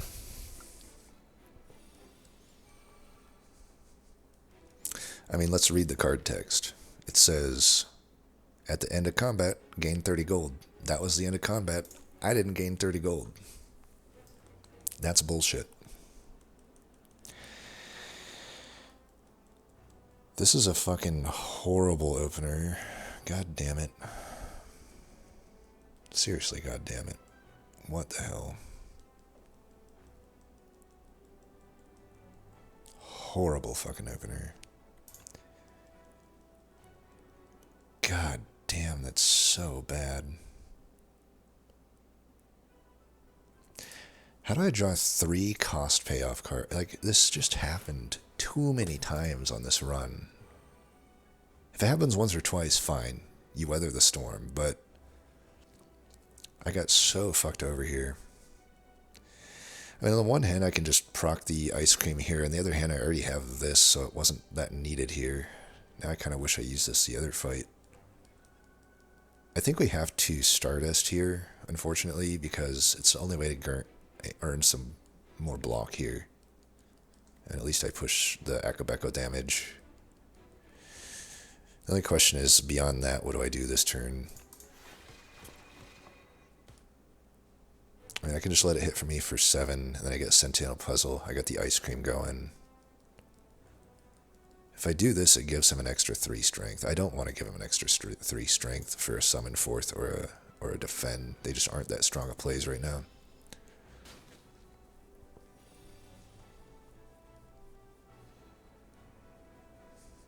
Alright, definitely the 0-cost Bulwark's getting played. Unfortunately, our decisions can't be played. That's just how it is.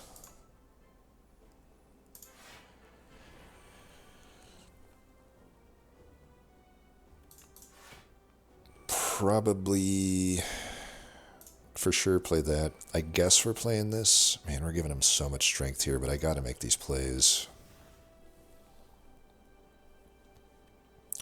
I can kill him pretty soon.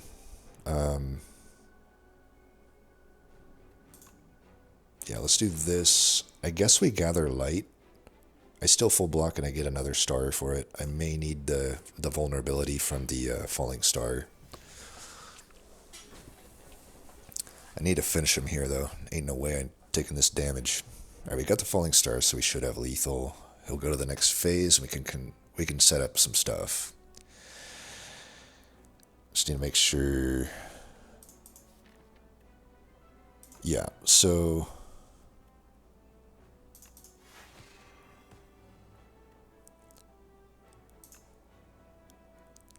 I could argue not playing this and just YOLOing that. No, that won't give me any damage. So I want to hold this for next turn probably. So let's get this going. Let's get this out of here. Let's get Convergence. And I'll just play the strike. I can't even play the strike. Okay, let's play the defend. That kind of sucks to play it there. But I got reflex and stuff. Let's just play it. So I want to draw the better stuff.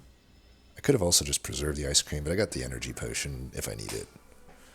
Got the skill potion if I need it. Getting through that first group and still having 42 health leaves me pretty hopeful that we're going to win this. So we got a pretty good idea of what will show up here. Reflect would be the main good one. Worst case, it would be Charge and Conqueror. That would be really bad. So I don't know that I can play it. If it's Charge and Conqueror, that's devastating. I do not want to lose my upgraded Hidden Cache and Reflect. That would be dog shit. Well, for sure we play this. That is pretty much full block. And then I can get full block with a Crescent Spear. The only thing that sucks there is I won't be able to play the Reflect unless I also play Hidden Cache, but that's okay. I actually got the Venerate that I'll play this turn. I do want to push this damage for sure. So why don't we go boom, boom, boom. Now we're full blocking, and I'll just begone one of these strikes.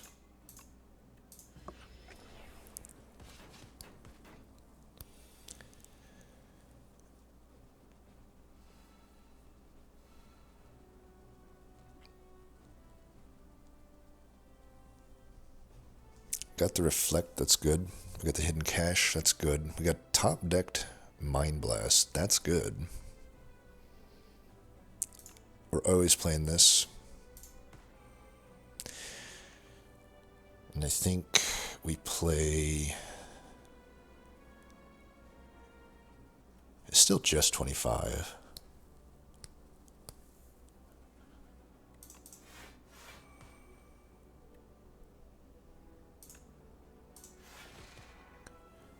It's not gonna like meaningfully do more damage than like I could charge and thin the deck out further, or this, which also thins the deck out and still pushes damage, or I could just defend and get full block here.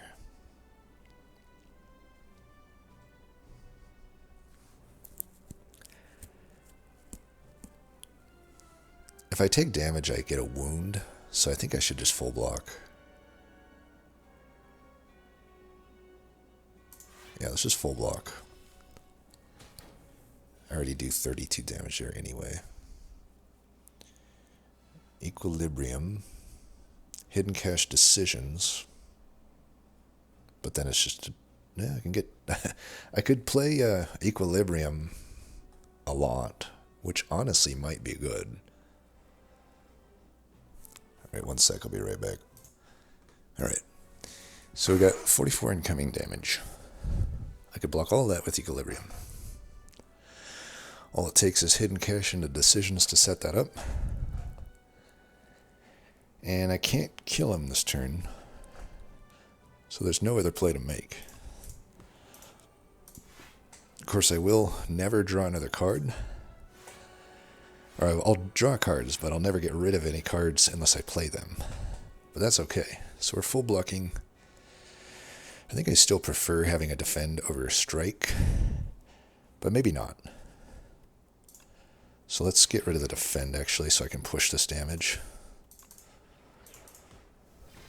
I actually came damn close to killing him here. It's really good, though, to have him, like, nearly dead, because then I can just set up a greedy turn, which I'm definitely going to do here. Catastrophe could play Smith. That would be good. This definitely looks like a turn where Catastrophe will be good to play.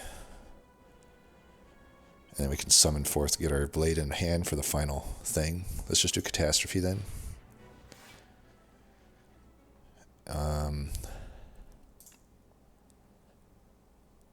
Do a Convergence? I would imagine so. I mean, we're retaining our hand for the rest of this battle. This is fine. I could Energy Pot here if I want to draw more cards, but this is already a good turn, I think. You know, I'm gaining enough to play Decisions. Yeah, we're fine. I actually won't need to use these potions at all, it looks like. So he isn't... Oh, I forgot that he starts Intangible. Why did I think he wasn't going to start Intangible? I'm very tempted to play Decisions on the Bulwark. That definitely means the moment that I draw Conqueror, which I guess is not coming up, then I'm good. But, yeah, since I'm not directly drawing it, I don't know that I need to make that play. You know, I can do... I think I should keep Decisions in hand. I could play Falling Star, Gather Light. I'll go back to 6 on the star count, and I'll be able to full block this anyway. I think I should keep it then. I think we have not even applied a debuff yet in this whole fight. So I think I am leaving him weak and vulnerable for the next turn anyway. Okay, never mind. I guess I must have debuffed him and not known about it. Either way, we could still Shockwave here. We'll do that. We're pretty much full blocking. We are full blocking now. We can get this into play. We can play the Shockwave. That's fine. Might as well hold the Fisticuffs. This is fine.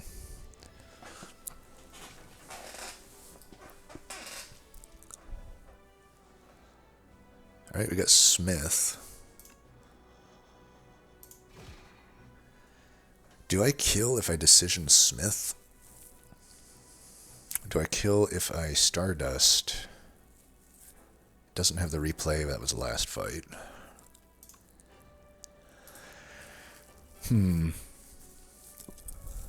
33.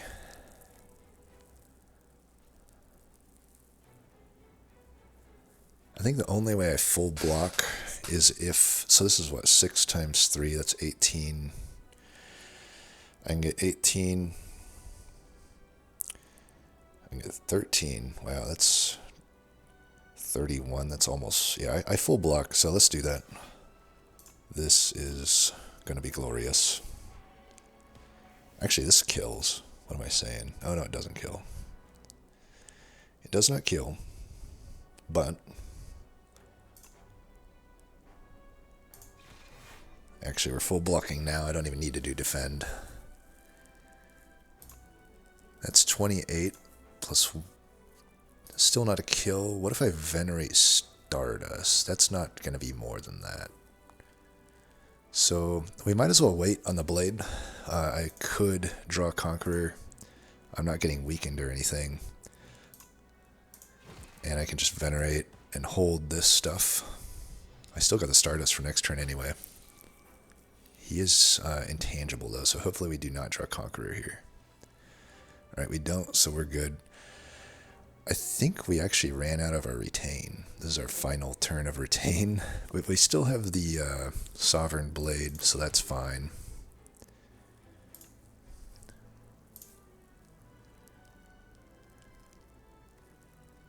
Skip.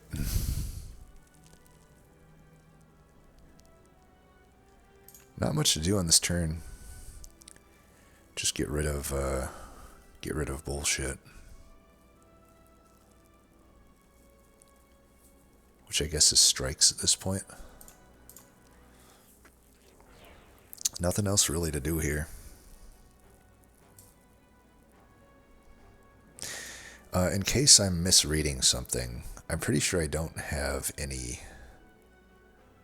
retain, but just in case, I'll play... I feel like Fasten should work on Ultimate Defend. Why does it not? Right? It's not actually working on it. Is it? I guess it is working on it. It says it's green. So it's normally 11, right? So it does work on it. Either way, I'm pretty sure we don't retain this. Yeah, we don't. Okay. So I at least left some energy over for Ice Cream, even though we don't need it. Bolas. We should be able to kill here.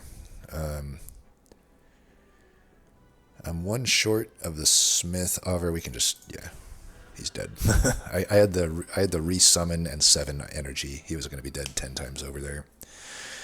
All right, so even though we had those horrible draw orders and made some misplays, we still win, not even having to use our final potions and having 42 health, which is the answer to the universe left over. So all in all, frustrations aside, it was still a good run. My undefeated streak continues. And if you don't believe me, I'll show you. Undefeated at A10 with Regent, of course. I have lost with the other characters as I'm learning them, but I will prove it to you that I am undefeated on Ascension 10 with this character, and you can see all of my decks. I'm pretty sure it pulls in my Steam Deck runs here. So we'll do a quick deck review. So yeah, Hidden Cache continues to be top tier. Begon was useful. Gather Light solid. This is top tier. Honestly, I think Smith is top tier as well. Bulwark is definitely top tier. I'm very angry about the Snecko. Hegemony is decent. Is it top tier? Maybe not, but it's decent. Ultimate Defense is just solid. Spectrum Shift is really good, I think. It's obviously inconsistent to rely on, but over the course of time, it's very positive. Black Hole is just good damage. Reflect is top tier, absolutely. Convergence, I think, is decent. Maybe not top tier, but definitely good. Child Star is top tier. Summoned Forth, decent. Not top tier, but decent. We didn't actually use it that much, but it could have been used. Charge, I don't know. Hard to judge it on this run because so many times it was bottom decking, and then past a certain point, when we took the draw relic, it limited it, but it's not bad.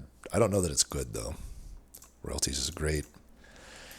And, hey, Alchemize. We know that one's good. Crescent Spear, solid. Reflect, we already talked about. Stardust is absolutely top tier. And Conqueror, I think, is top tier. I would say it's top tier. I always want at least 1 in my deck. I could also argue I probably want at most 1 in my deck. I think having multiple is not that good, but it can be if you have a lot of ways to get the blade back into the hand, I guess. And then, yeah, the relics, they were overall really good. I mean, I definitely like Fiddle.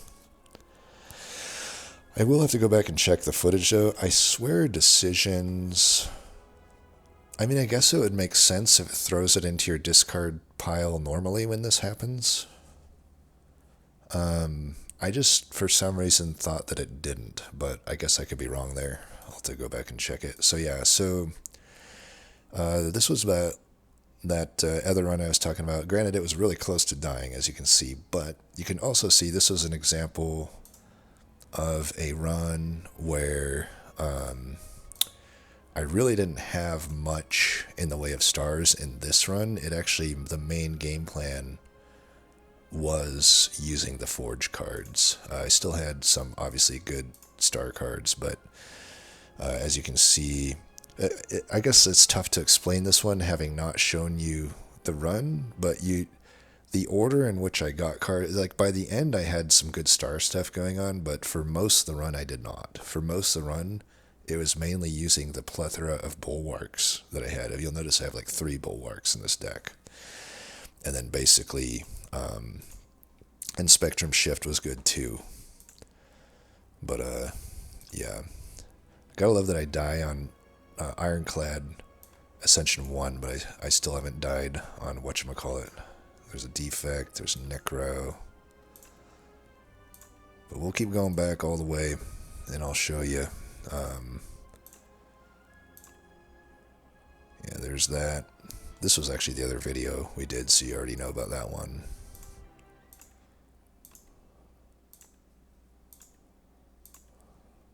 There's another one. There's another one. And then there, yeah. So, granted, sample size isn't huge, but we're talking at the point I've reached Ascension 10, we got 1, 2, 3, and I guess it's only 4. I don't know though. Is it actually pulling in my Steam Deck runs? I swear I've done more, or I guess 5. I swear I've done more than 5, but maybe it is just 5. Still though, even though the sample size is low, and I know I'll lose eventually here, but 5-0, I don't know. To me, that proves that my strategy is viable and consistent, even if I regress to the mean, so to speak, and lose a few. I don't know. I think it's a good strategy. You know what? Because I'm petty, I'm just gonna bring up. I'll show you why I'm so salty, maybe against the community, because it's like I'm gonna pull up the literal comment, and yeah, let's see. Let's do Chrome.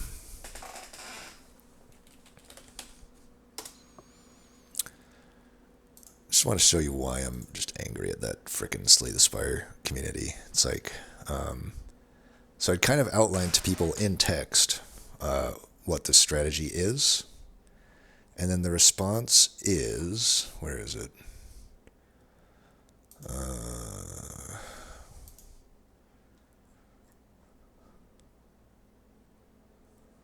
The response is...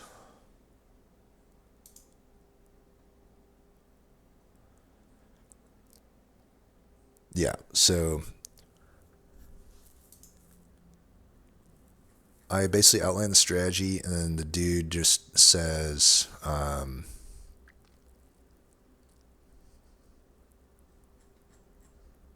is it not showing up?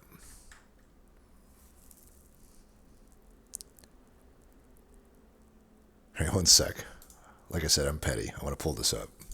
All right, whatever. I can't find it. I realized they've probably cleaned out all those comments and they're deleted now. But basically,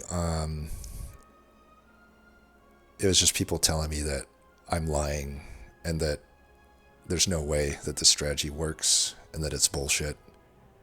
And they just can't accept it, like that it works, and they're stuck in their ways. They're like, no, I must just build only forge cards, and then I'll lose, and then I'll just complain about balance when that happens, instead of trying to learn how to get good at the game.